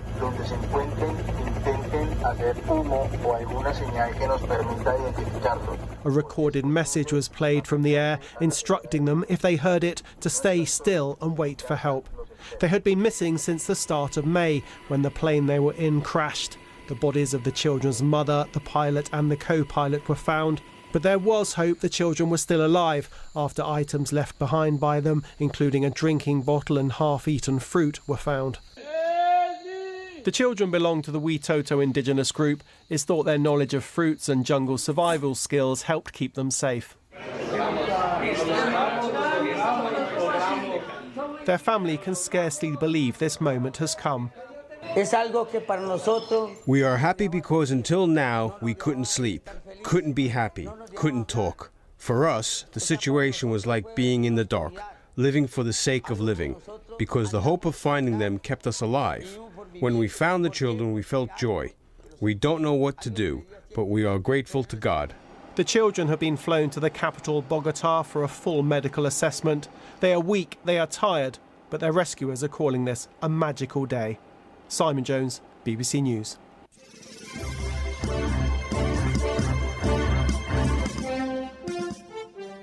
A day of reckoning for a government that's prided itself on modernizing India's colonial-era rail network. Balasore became the site of the worst rail accidents in the country last week, when 3 trains collided, killing nearly 300 people. Months earlier, an auditor's report was submitted to Parliament warning about rail safety issues. That report is only now coming to light. The 4-year study highlighted shortfalls in inspections, staffing, and a lack of funding for renewing rail tracks. Demand is increasing, but capacity of our network has not kept pace. So there is overutilization, massive congestion, and that congestion has a lot of cascading effects, Last Saturday, Prime Minister Narendra Modi was scheduled to inaugurate a new train. Instead, he was visiting passengers in hospital who were injured in the Balasore crash. The government says it's improved the safety of the train network in recent years. But the report says budgets to implement safety measures have been reduced. An anti-collision system that causes trains to brake automatically is operational only on 2% of India's rail network. And it hasn't been installed on the Eastern Rail route where last week's accident happened. This accident shows that this government is not running the railways efficiently. The accident didn't involve 1 but 3 trains. Who is paying attention?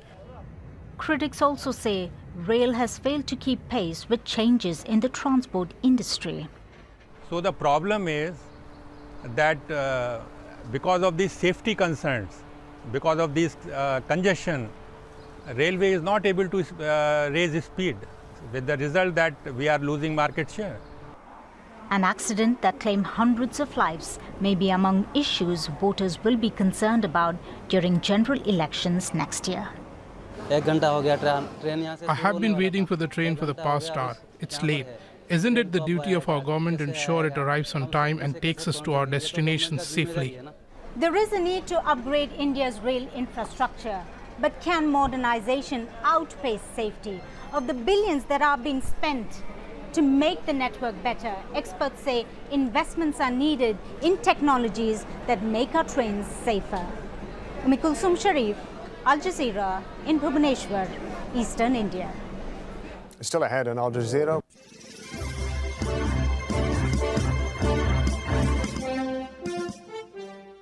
You are listening to the Midday News on WINNFM 98.9. The headlines: Water Minister continues to urge the Federation to conserve water. El Niño to bring drier weather. 2 bills to be tabled during June 12th sitting of National Assembly.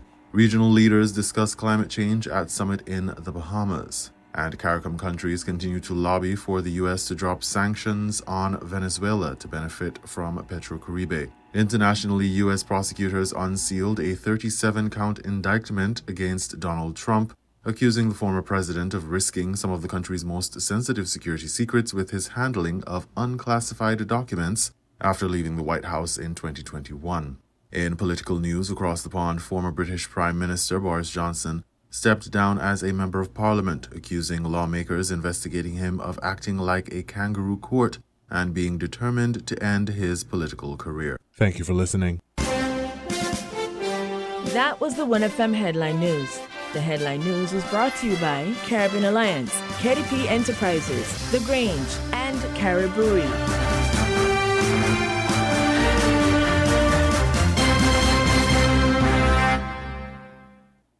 Did you know that the Grange Healthcare Facility is the first purpose-built, non-governmental healthcare organization on St. Kitts? It's situated at Otley's, 7 miles east of Basseterre in beautifully landscaped surroundings. The Grange has a team of highly trained professionals and provides care that's rated as being comparable with UK and North American standards. The Grange offers varied accommodations to suit your individual needs, and our all-inclusive packages make the cost of care per hour the most competitive on the island. Services include convalescent care for all ages, daycare facilities for older adults, rehabilitation services, and training and continuing education for healthcare providers. For more information, call 466-5525 or 465-8020. Fax 466-8221 or email thegrangehealth@gmail.com or visit our website at www.grangehealthcarefacility.com.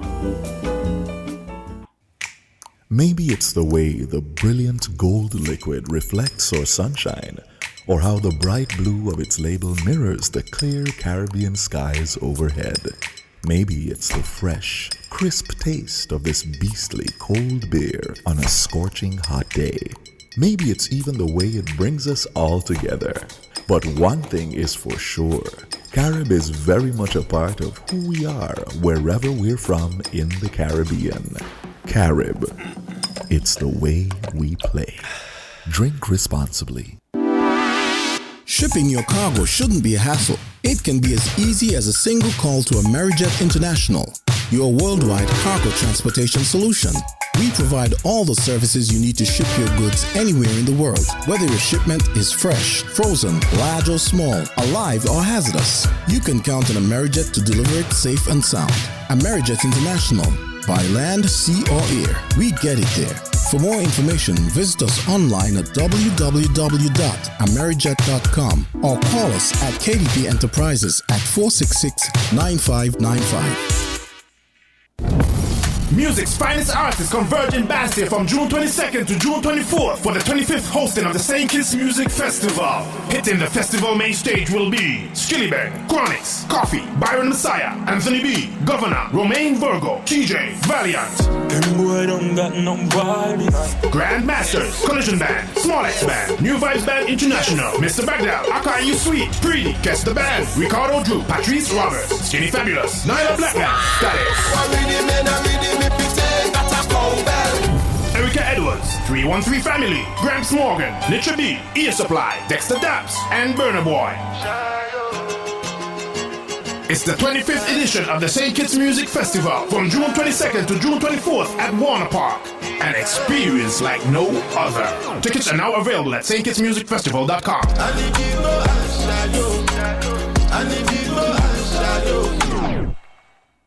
When it comes to the important things in life, your health, your education, your choice of a life partner, and of course, your insurance provider. Only the best will do. Caribbean Alliance Insurance is the only insurance company in the Eastern Caribbean with an A excellent rating. We have a robust 3-tier reinsurance strategy that protects our policyholders from multiple catastrophes, even if they occur in quick succession. We spread our risks over 18 territories, ensuring minimal impact to individual territories when a disaster strikes. We provide an excellent claims experience. Claim settlement is usually between 24 to 48 hours. Our A excellent rating means that you are more secure with us. Contact us for motor, property, marine, public liability, employer's liability, and other policies. DeLeo Walwyn, people you can trust. Local agent for Caribbean Alliance Insurance. Tomorrow secured. WINN is 98.9. 98.9 is Win FM.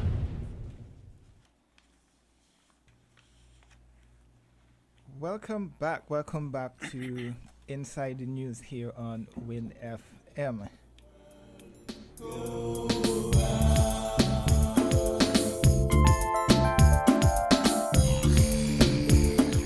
Today we're discussing crime and violence here. I'm Jeremy Abel, sitting in for Devon Cornelius, who's out and will be back on Saturday, your regular host of the program. We're discussing crime and violence with former government minister, former Minister of National Security and political commentator Dwyer Astafan. And before the break, before we took the break for Insider News, we were discussing, and he was giving us a historical perspective of crime and violence and what he believed led up to this specific trend that we're seeing here in St. Kitts and Nevis right now. So we'll jump quickly back to Mr. Astafan, and I want to get from him. You mentioned the introduction of television in the historical perspective, and what we've been seeing from the international media and movies and all of these things would have led up to some of or this notion or idea of gun violence influencing the children, the teens, and the young people in St. Kitts and Nevis. How best, out of all the years that you've, as a former Minister of National Security, how best do you think tackling a problem like this, or how we can tackle a problem like this based on the perspective that you would have given, and in light of the fact that we've been seeing a changing trend right now, that violence are not just being perpetrated by people who are just young people in their 20s or those in their 30s, but it's now coming down to teens. How do you think we can deal with this specific issue? Okay, let me just, before I answer that, Jermaine, back a little bit again. When the People's Action Movement got into office in 1980, they disbanded the army. There had been an army in place. They disbanded it. And the politicization of the police force began. When you politicize these agencies, and I'm not saying that there was no politicization of them under a subsequent Labour administration, I want to put the whole thing into historical perspective. Disband the army, open up the country, no management in place, no education in place. Let me give you a quick story, very quick. I was visiting a primary school some years ago. A child in grade 6, she's 11 or so. I was addressing these schools on the principle, garbage in, garbage out, whether into your tummy or into your mind. Sensible stuff in, sensible stuff out. It's either you're going to take in things that will be bad for you and others, or take in stuff that are good. An 11-year-old girl, I asked her, what's the most important organ in your body? She says her vagina. Very overweight child. What time do you go to bed? About 2 o'clock in the morning. What time do you wake up? After 5 to do my homework. No parental guidance.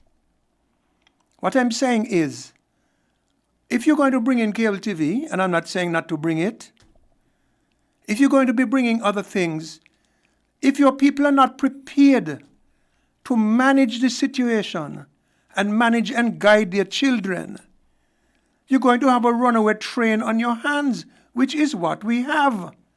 So it moved on from the TV. The TV became more and more hours, broader and broader coverage. Then you had all of these other electronic devices, the internet, and so forth. So who is monitoring these things? And a lot of the content is violent. You look at the typical American movie, Jermaine. If it doesn't have 60 to 70% violent content, it's not going to be a box office hit. Or sexuality. These things sell. And it's an exploitative system that we have become enwrapped in, engulfed in, and becomes victim of because we have put it upon ourselves. We have not. The management by successive governments. Now, when you talk about management, people start to think censorship and they don't like the idea and you're curtailing people's freedom. But let me tell you something. There is no such thing as absolute freedom. You have to manage things. That is why there are value systems. That is why you have different religions and spiritual doctrines that speak about following the right path and not the wrong path. Being trained in being more selective and discerning in the things you do and have. Now the question was, what can be done now? I think that was the question, basically. You have stuff that can be done on an immediate basis. You have medium term, you have long term. You have criminal justice aspects to it. And let me say this, I believe in stiff penalties. But if you're going to have stiff penalties, but your conviction rate is minuscule, then you're wasting your time. I heard the former Prime Minister boast about the forensic lab. But he didn't say what was the crime solution rate. How many of these major crimes have been solved? Where are the CCTV cameras that I was trying to get nearly 20 years ago? All of the governments are to blame, all. And the people of St. Kitts and Nevis are to blame. Not every single one of us, but generally. Because we have seen this thing happen. Maybe some of us have not even seen it happen. It has just overcome us. So, for immediate purposes, the police have to be professionalized and mobilized. You have to put a full court press. Some people don't like the idea of curfews, but you could put curfews in certain concentrated areas, and you know who you couldn't give releases from the curfews to, and put a full court press on people who are known troublemakers or criminals. You have extortion and all of these things going on in the place. You heard a police officer, no less a senior officer than Assistant Commissioner Adolph Adams, saying at the police conference last week to Jason Davis, basically that the peace program, I am paraphrasing him, created more problems than solutions. Just to add to that, he's basically saying that the social programs, not just, so I believe it's not just, and you were paraphrasing, but not just the peace program. Well, I don't know. I don't know if you're right and I'm wrong. But even presuming you're right, you see, this country cannot afford, from any aspect, to have a social safety net up to the value of $250 million a year. It means not enough people are producing, but it also means that not enough people may be getting opportunities for work. And this again could be a reflection of the failure of successive governments and private sector to create job opportunities that can give people a living wage and a proper standard and quality of life. This is why I say we all are to blame. In the meantime, the police have to put a full court press. Known troublemakers have to be under deep scrutiny, microscopic scrutiny, their movements closely monitored. Wherever possible, you put ankle bands on them. People need to be brought in for questioning. And if you have to put pressure on them, even call it harassment, then you do that because they have become emboldened, and that needs to be stopped. Now, this is not a generalization, but there are also bad eggs in the national security agencies.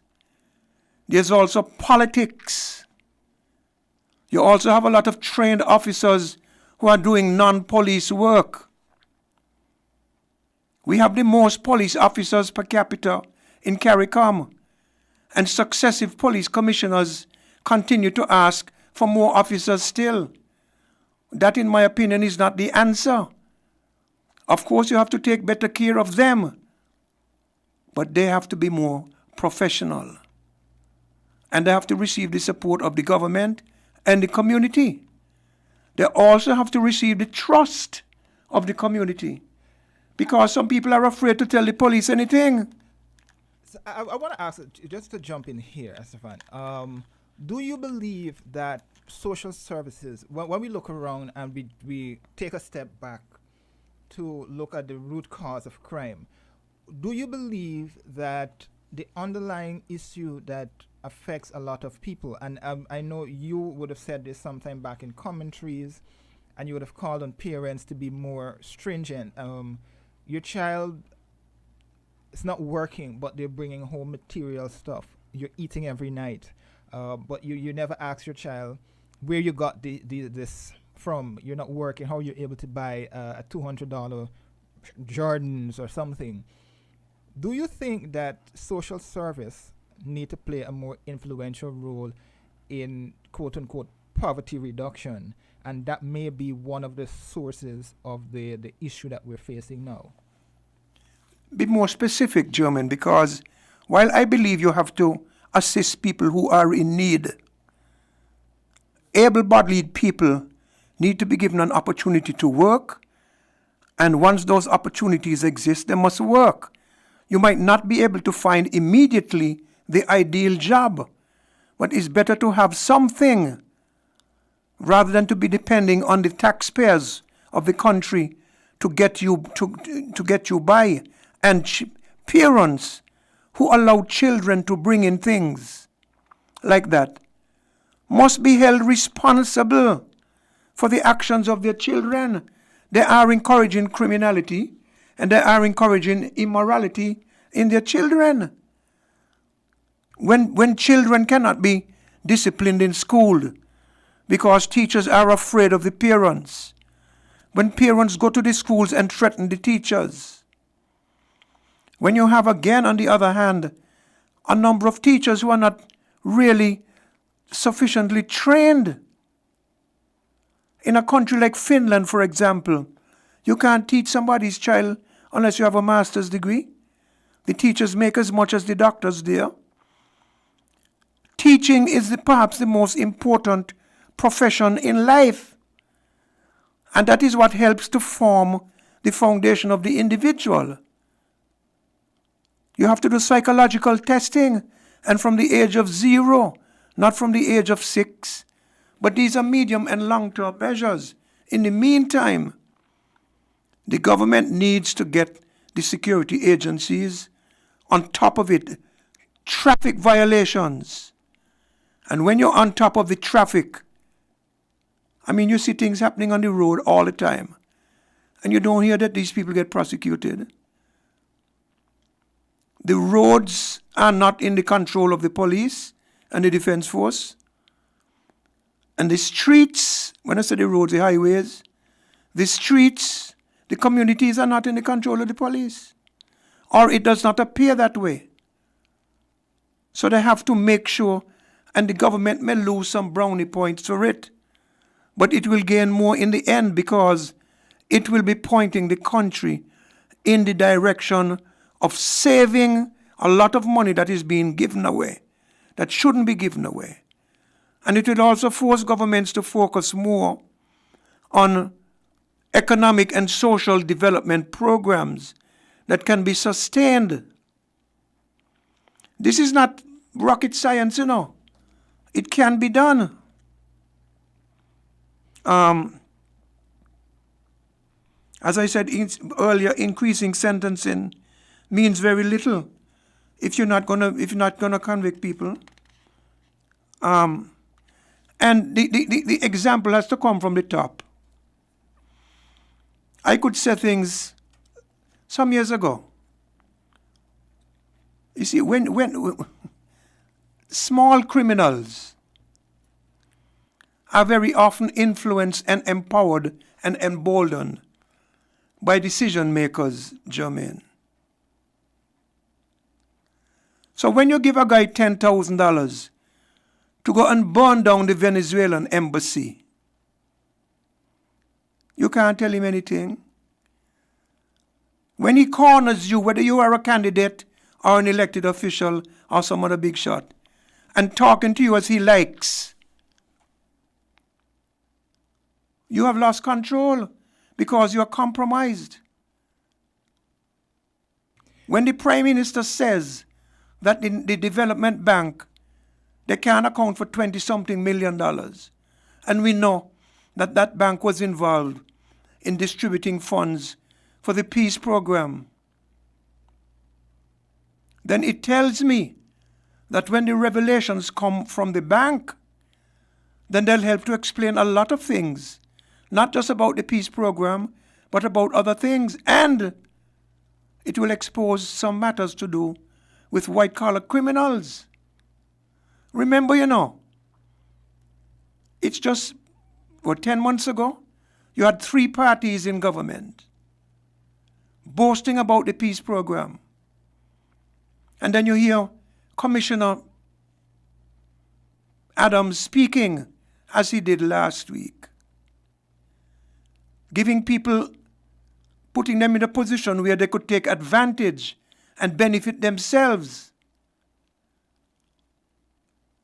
So I know I'm beating about the bush, but this thing is a multifaceted thing. It's also a public health issue. Mental, emotional violence is a language in the home. Now, I personally believe in spanking in the school, in the hand, maybe on the buttock, but not to be brutal to the children. Apparently, you can't do that nowadays. But how do you, I think the issue there is that people classify spanking as being abuse when it's not necessarily abuse, because there's a line drawn there between spanking and actual abuse. But Mr. Asfam, before we continue, I need to go pay some bills, and then we'll continue with the discussion here on WINN-FM.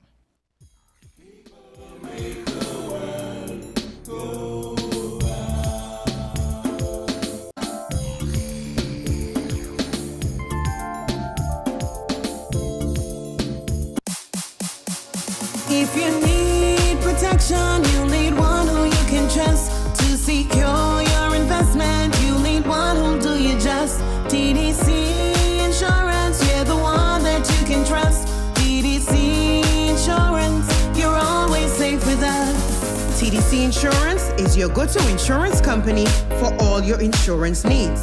We take pride in offering you the best solutions and ensuring our customers are fully satisfied.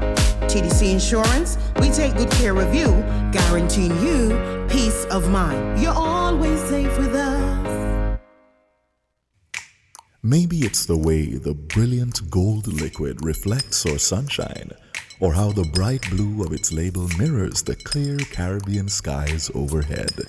Maybe it's the fresh, crisp taste of this beastly cold beer on a scorching hot day. Maybe it's even the way it brings us all together. But one thing is for sure, Carib is very much a part of who we are wherever we're from in the Caribbean. Carib, it's the way we play. Drink responsibly. We're different. We're 98.9. 98.9 Win FM. Welcome back to Inside the News. Mr. Asifan, we have a caller. I just want to get quickly, okay, we lost that person. We lost that caller.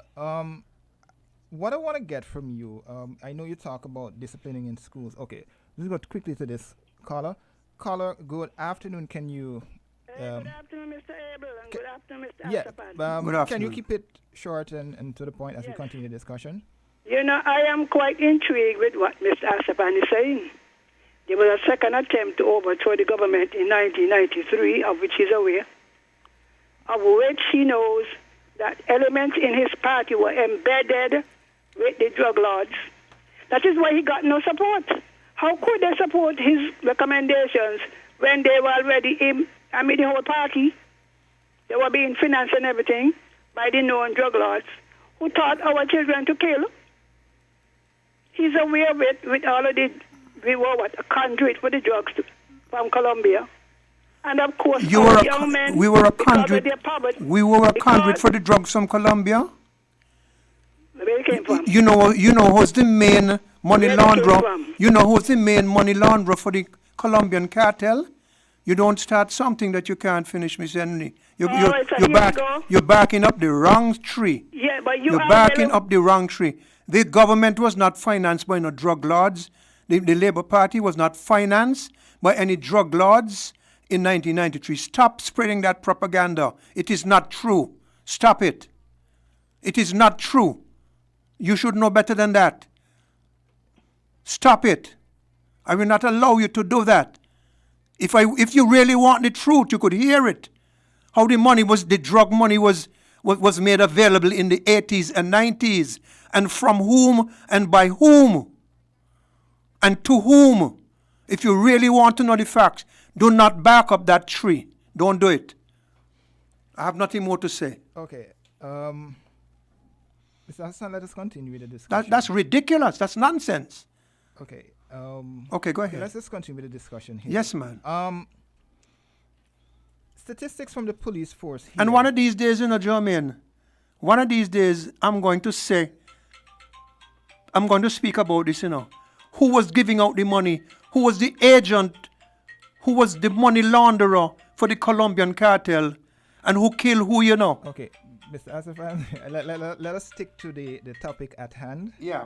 Which is the crime and violence that we are discussing at this point in time. I wanted to get from you, Mr. Asifan, the issue of the guns that are being found in St. Kitts and Nevis. When I look at the statistics provided by the police last year, in essence, we are hearing that police are on average are finding 25 guns per year. That they're removing 25 guns from the streets of St. Kitts and Nevis. So it begs the question, how? And I know the Coast Guard, they would be doing their job, the customs would also be doing their jobs. But do you think that we have a leak or an issue somewhere within the national security apparatus that's allowing either guns to come in, or they're specifically coming in by parts and are now being retrofitted into actual guns themselves? Both of the above and more. Guns are coming in through beaches here. Guns are coming in through the normal channels. People in different security agencies are compromised and involved. And so you need to clamp down on all of that. You need a cleansing internally and externally. And let me tell you something. All of this money that was being given out, people were ramping up the artillery and the ammunition from all of this social welfare money that was being given. Hard-earned taxpayers' money was being used to buy bigger guns, to outgun the police and the army. This is why certain people need to shut up when we're talking about these issues and listen and try to be honest. So guns are coming in through the ports. Guns are coming through the beaches. Guns are coming through in parts. Serial numbers are not on in any way because there are too many people who are compromised. And when you reach a point where so many people are compromised, Jermaine, it means that it is a process that has taken years to reach where it is now reached. It is like a stage 4 cancer. This ain't a today thing. So do you believe that we need to do, I wouldn't say we need to better screening, but officers who are currently within the ranks of the various, within the security apparatus of St. Kitts and Nevis, they need to be regularly screened, background checks. I know St. Kitts and Nevis might be a small environment. So Lie detector test, background checks, whatever you have to do. And if you're clean and you're innocent, when you travel, Jermaine, do you have any objection to being screened by security? No. Why? Because you have not to hide. If you're going to be working in a sensitive job situation, especially one that has to do with, say, public health or national security, and you don't want to avail yourself to the specific screening procedures and protocols that have in place, you're not supposed to get that job. You're a suspect immediately. You want the job, you must be properly paid, eh? You must be properly paid. And I believe that our public servants need to be better paid. It doesn't have to be in cash if you don't have the cash. You could give them concessions in duty for vehicles and things like that. But they must be properly screened. And I'll tell you, at the top too, we are looking at this government very closely, because we're not hearing much talk right now about the integrity thing, And it has to start at the top, and we have to see it in action. Okay, Mr. Asman, let me go back to the line. Caller, can you stick to the topic and shoot your question, please? Okay, we lost that caller. Okay, hold on. Caller, good afternoon. Can you stick to the topic and ask your question? Go ahead. Yes, hello. Greetings in Jesus' name, the only Savior of mankind, His chosen sinners. Now, what I'm saying is that, yes, we have this crime problem and that starts up, but like as I've been saying over the years, the only solution to this crime problem is found in the Bible. And there is no other place. The Bible tells us what's supposed to be crime and how crimes are supposed to be dealt with today. And we are just ignoring that, and we are ignoring and disobeying the Bible to our own destruction, doom, and that sort of stuff. That is not good for us, but is destroying us.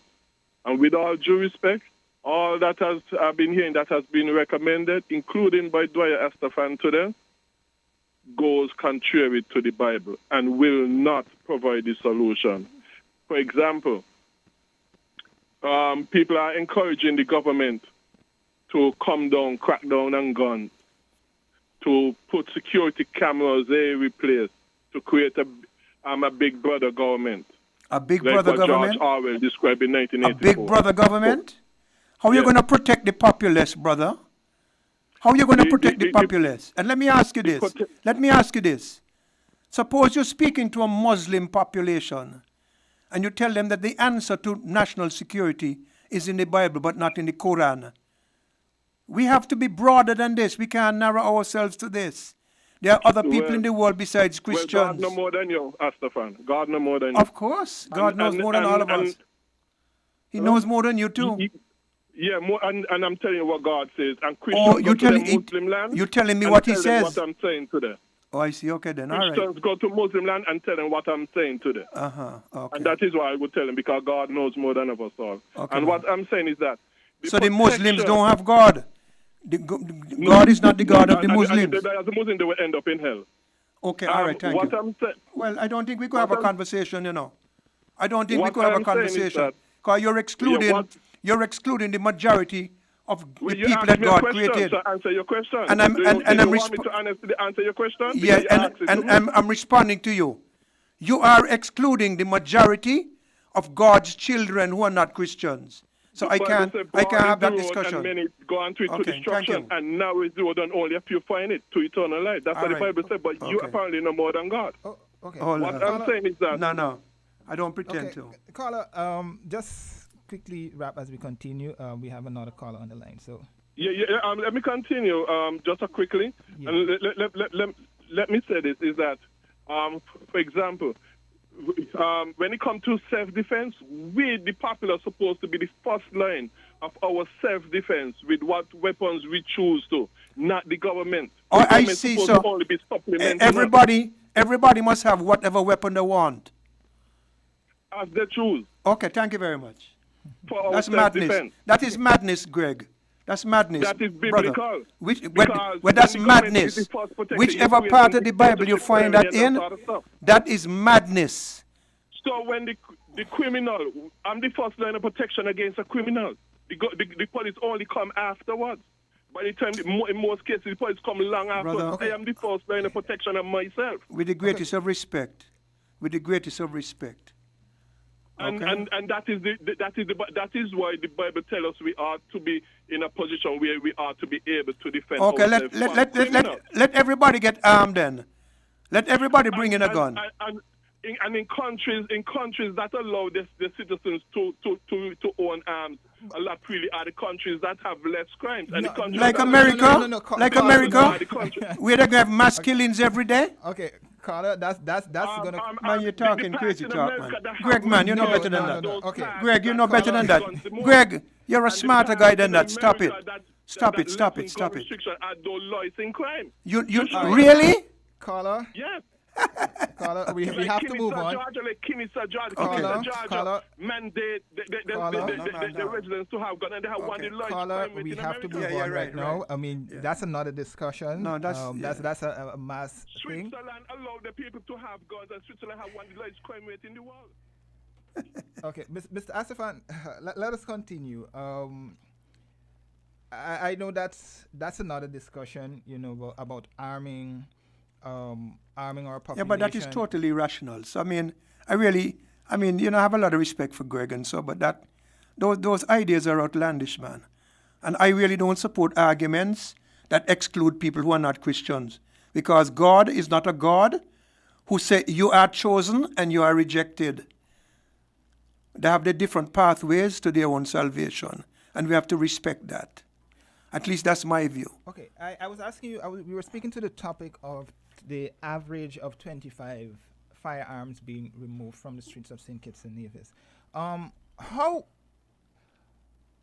best, because I think this is one of those issues that will keep popping up all the time when we keep hearing about homicides, armed robberies, home breakings, major crimes occurring with the use of firearms as the weapon of choice.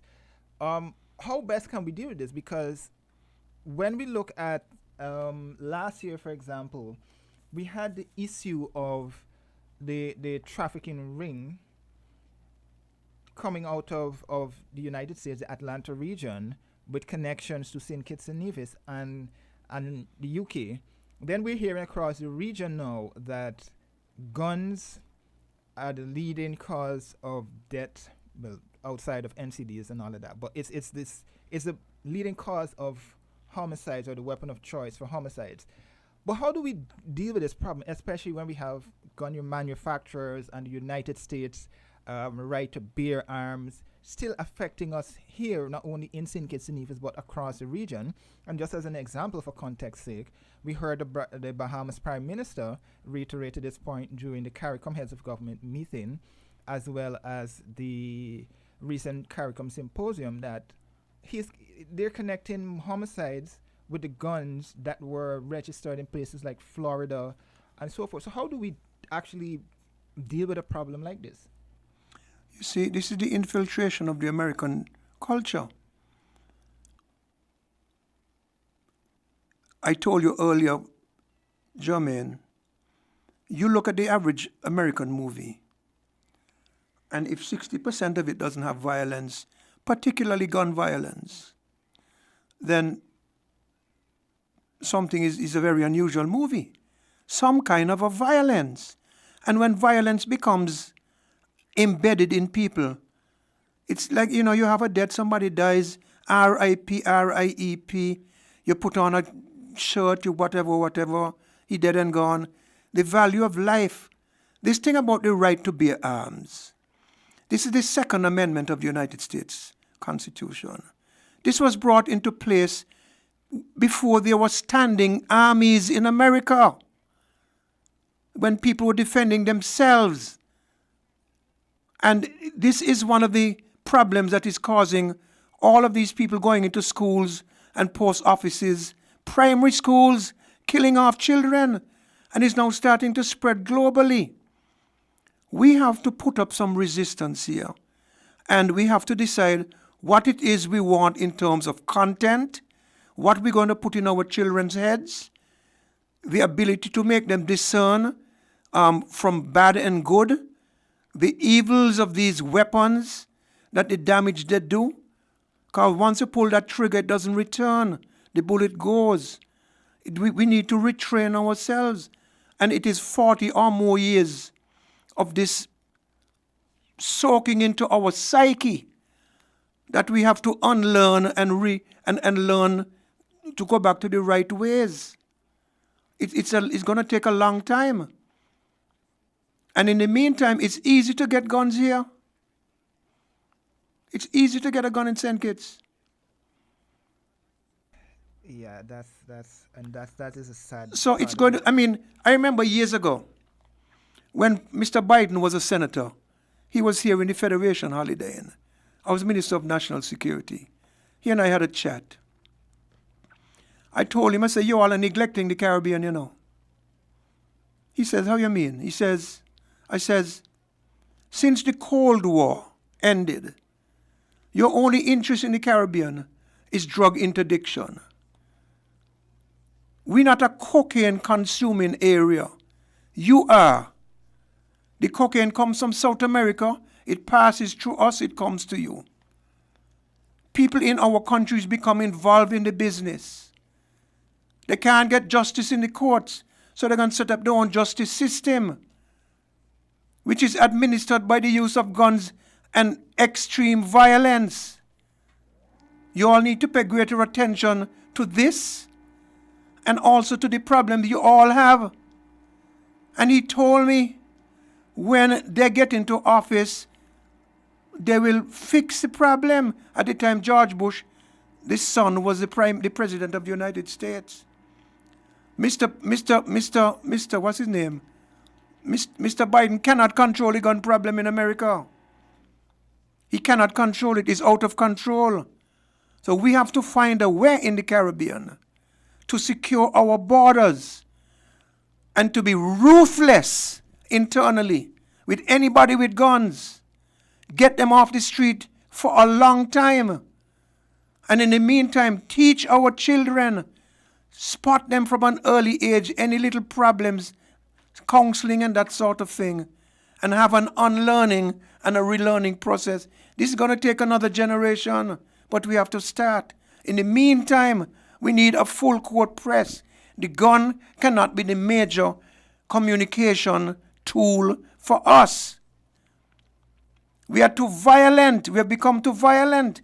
And as I said, a spank on the buttocks in a classroom, or a spank with a ruler in the palm of the hand of a child who won't behave himself or herself. That's not violence. That's not violence. Okay. We becoming, you see, the thing, one of our problems, I believe, we're becoming too, in inverted commas, too modern. So anything they say we must do, we do it.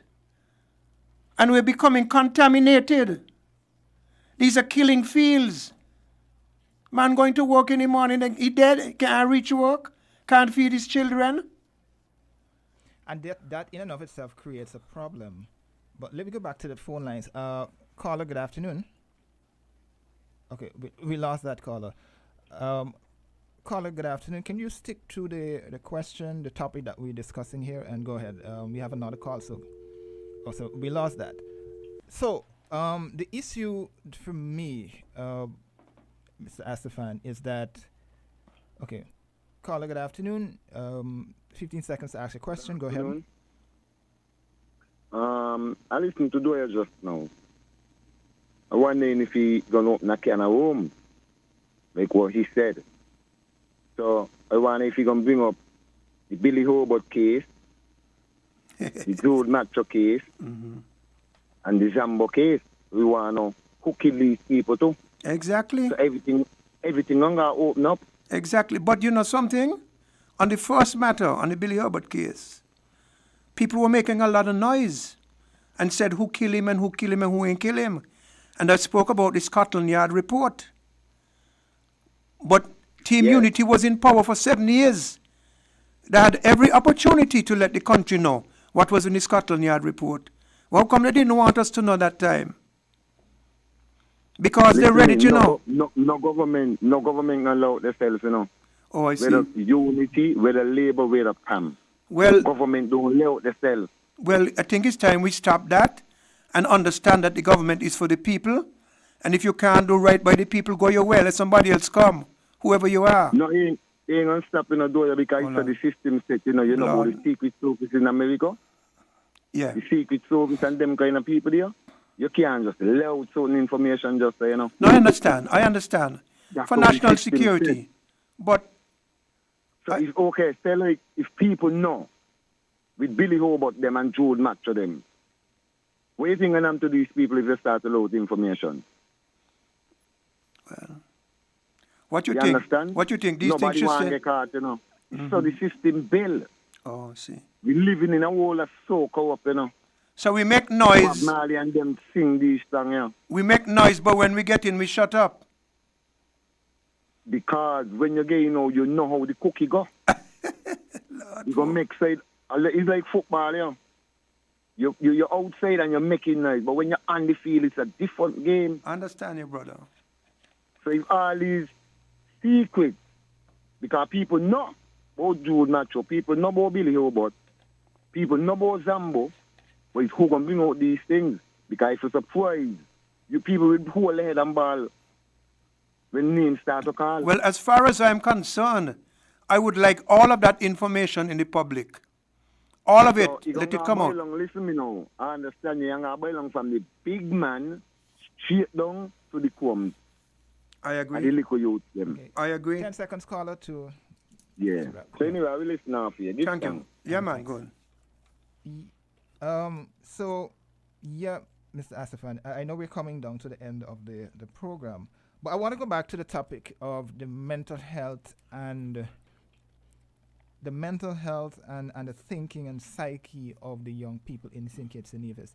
I know you went extensively on, we need education and all of that, but how do you tell the ordinary young man on the street who maybe owed some money by some friend 5, 6, 7 years now that, I need the money, but to resolve this issue in an amicable manner, when the person may not necessarily be, the person may be dodging you or whatever it is, that sort of thing, because in some instances, I'm not sure, right, in some instances, this may be the reason behind why some of these issues are being brought to the fore, homicides are occurring. We need to teach ourselves and our children the value of human life. And you don't have the power, although you can go and pull a trigger, to take life, to end a man's life. He owe you money, so you kill him. He bite you with your girlfriend, so you kill him. He making money, he has a business. You ain't working, so you want to extort him and pressure him or kill him. Just like that. We need to train and retrain our children. And let me tell you something. I don't know how this can sound to some people, but I have found in my 75 years that when it comes to basic wisdom, peaceful living, and what they themselves call levity, we have a lot to learn from the Rastafarian community. The real Rastafari in this country, and in any country that I've been into, are princes and princesses of peace. Peace and love, living in harmony with nature and each other. That is where we have to go. And we have people, prominent members of the Rastafarian community. I mean, I spoke to one of them recently. He said his children ain't going to no music festival because they're not going to listen to that kind of music and look at that kind of vulgarity. That's what parents do. They take responsibility. And that's not what we're doing, Jermaine. We're not being responsible. So the crap will continue and the stuff will continue to hit the fan if we don't make a decision and say, look, if we don't do something now, it's going to get worse. And who will be next? We have to encourage people to be peaceful, to be tolerant, to be respectful. We can teach these things in primary school. Tolerance, relationship building, trust, respect, role playing, family. Give them little businesses to operate, developing social skills, teaching them chess and bridge, survival things, junior cadets, the arts, music, culture, history, who they are, who they come from. This is not a history of people who are killers and brutes. But this is what we are swallowing. And this is what we are living now. So we have to vomit out this and go back to basics. And it has to be taken proactively, and all hands have to be on deck. Okay, Ms. Asman, we have one final caller before we begin to wrap up. Caller, can you just state your question in 10 seconds? Yeah, good afternoon. Good afternoon. Mr. Astafan. Yes. Good afternoon. Yes, sir. Right, we all know that the Constitution is the highest law in the land. Mm-hmm. And in the courthouse, the judge walks according to the Constitution. Mm-hmm. So when the judge sentenced me to prison, he means to take away certain liberty from me. Mm-hmm. And do you think it is right for anybody else to go against the judge's decision and remove me out of prison and give me back certain liberty? Well, the Constitution. Do you believe that is right? The Constitution allows for that. If you maybe allow me the courtesy to I could call your name? Yeah, man. Yeah, culture. Yeah. The Constitution allows for people to be given remittance of sentences, even the Prison Act itself. And of course, you have the Constitution allows people for remission of sentences. Because all of us are sinners and all of us are forgivable. So that the sentence by the judge is not necessarily the end of the story for the person. Once he or she can prove over a period of time that he or she has been redeemed, and we have to be forgiving and give people a chance. But there are certain cases where mistakes are made and people are let out. I mean, we hear about it in the States, and within 3-4 days they're being let out. They're going to kill and rob again. Yeah, well, that mistake there, they need to do something about wheresoever mistakes are made. Yeah, of but course. Listen here now, Doyle. 1993, the leader of the country then, he wanted out Dr. Simmons. And he decided he could not wait no more to debate on the political platform. And he said, bring all the children to town tomorrow. Come take out Simmons. To take out Simmons? Battle and stone ring down Church Street. And I never hear no minister in no government ever say in Parliament that was wrong. And we should not do that because the youngsters are looking at we, the leaders of the country, for good example. Why everybody keeps silent on that? And that is where a lot of these people now who are working, committing these crimes, a lot of them were young and they got it in their head.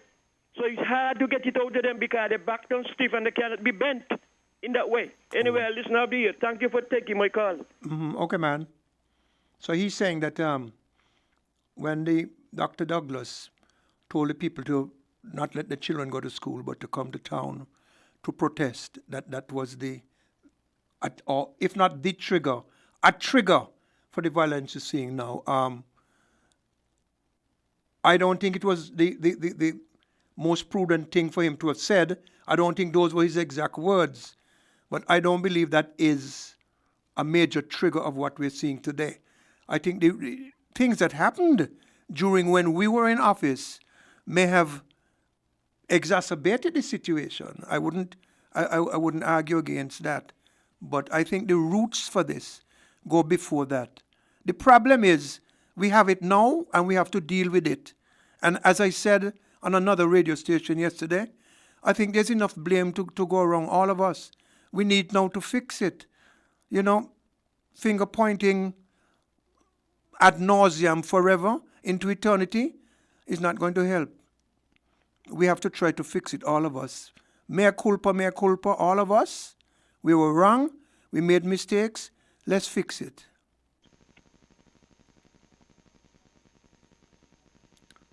I'm not hearing you, Jermaine. Sorry, I was saying we have one final caller, and if the caller could just state the question quickly because we're out of time, and as Mr. Asfan begin his wrap-up. Go ahead. Yes, hello.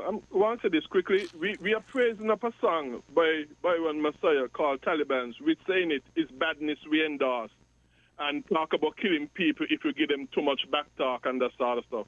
So that song promotes gangsterism, murder, crime, and mayhem and that sort of stuff. And yet we are bigging up that song. How could we talk about fighting crime when we are bigging up a song and quote-unquote other songs as well, but this one especially, because it's the biggest right now, that is promoting gangsterism, crimes, and that sort of stuff. How could we, on the other hand, talk about we fighting crime instead of condemning songs like these and ain't say nothing about songs like this? Because entertainment do have effect on us, be it for the better or for the worse, and this one is for the worse. And lastly, I would like to say, the book of Acts say, only by Christ we are saved, only in his name we are saved. And concerning mass shooting, they're really taking place in gun-free zones. And the people who perpetrated them have said they willfully chose gun-free zones over other areas where they know people have guns to commit the mass shooting. And not only, but studies have shown that other countries have worse mass shooting than America, but America is the best publicized, but it's saying the worst when it comes to mass shooting. Studies by John Lott and others have shown that. All right, thanks, Carl. And lastly, I would like to say, freedom, based upon the Bible, how the Bible gives freedom is absolute. It is not relative. It is absolute. Just like private property based on the teaching of the Bible is absolute, not relative within the context of the Bible. And lastly, it is said, when you are facing a criminal, at best, normally, the police is minutes away. You is the first line of defense against a criminal. That is why people ought to be protected based upon the teaching of the Bible to fight against crimes, tyranny, and that sort of stuff. All right. Thanks, caller. Well, what weapon Jesus used to walk around with? Huh? Mr. Asafan, in your wrap-up, because we literally... It's okay. We don't even have to wrap up. No, I just want to get this question in. And if you want, you could end with this. All of these mass, I shouldn't say mass shooting, but all of these homicides that we've been seeing over the years, if you can tell the public specifically what sort of impact that will have on us economically, because we have countries looking on when we keep hearing and reporting on homicides that are occurring in St. Kitts and Nevis. We had the commissioner saying major crimes are up. What sort of impact we can see these incidents having on a country like St. Kitts and Nevis that's actually tourism dependent? Well, it certainly can have an impact. And while I don't want to, by any means, minimize it, Jermaine, Jamaica is notorious for its murders and its violence. Jamaica has a thriving tourism industry. Of course, the people living in silos, that is what created the all-inclusive concept. So they protected, if you will. But there's no question that this is not good for a country,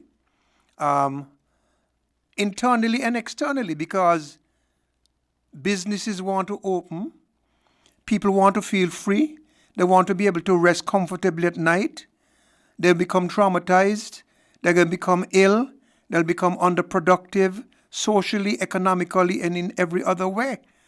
You know, this is not a way for people to go. And this is why the authorities in the country have to stamp down ruthlessly on those who would act in a manner that would stabilize or otherwise harm the country and its image and its actual ability to survive economically, socially, and politically. They have to be stopped. And I'm not advocating anything illegal. They have to be stopped. It has to be stopped. All right. Thanks, Mr. Astafan. And thanks for having me, Jermaine. No problem. Anytime, you can join the program. I'm just filling in today for Devon. Yeah. So he'll be back, or he should be back next week. So until then, I just want to leave the people, the listeners, with some happy news, St. Kitts and Nevis will be playing in the Gold Cup this week, the Gold Cup qualifiers, on Friday evening. So please support the team, send them all your wishes. It's our first time in the competition. I know they'll be in action Friday evening, I believe at 9 p.m. If I can remember correctly, it will be Curaçao who they take on. If they win that game, they're on to the final round of qualifiers in order to make the actual competition itself. So please do cheer on Team St. Kitts and Nevis as they go. For those sports fans as well, you have the Champions League finals this afternoon, just in about an hour and a half or thereabout. Manchester City and Inter Milan competing. So if you're like me and you're cheering for City, yes. So just some good news to leave the public with this afternoon. Don't forget the news. The news will be coming up at News and Sports from 6 to 7 this evening. So until then, this is Jermaine Abel signing off, and Devon Cornelius will be back next week with Inside the News.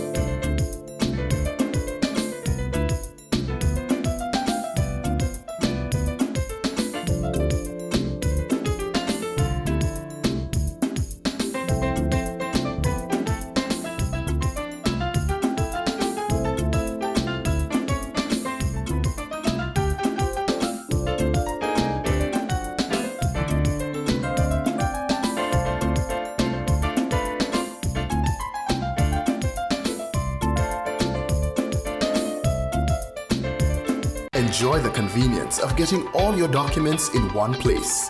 At the TDC Copy and Print Center on 4th Street in Basse-Terre, we do just that. We offer document formatting, graphic design, and copy and print services. Our team of professionals truly understand all your needs, whether it be administrative, professional, academic, or personal. You bring it, we deliver it with quality every time. Visit the TDC Copy and Print Center today in the TDC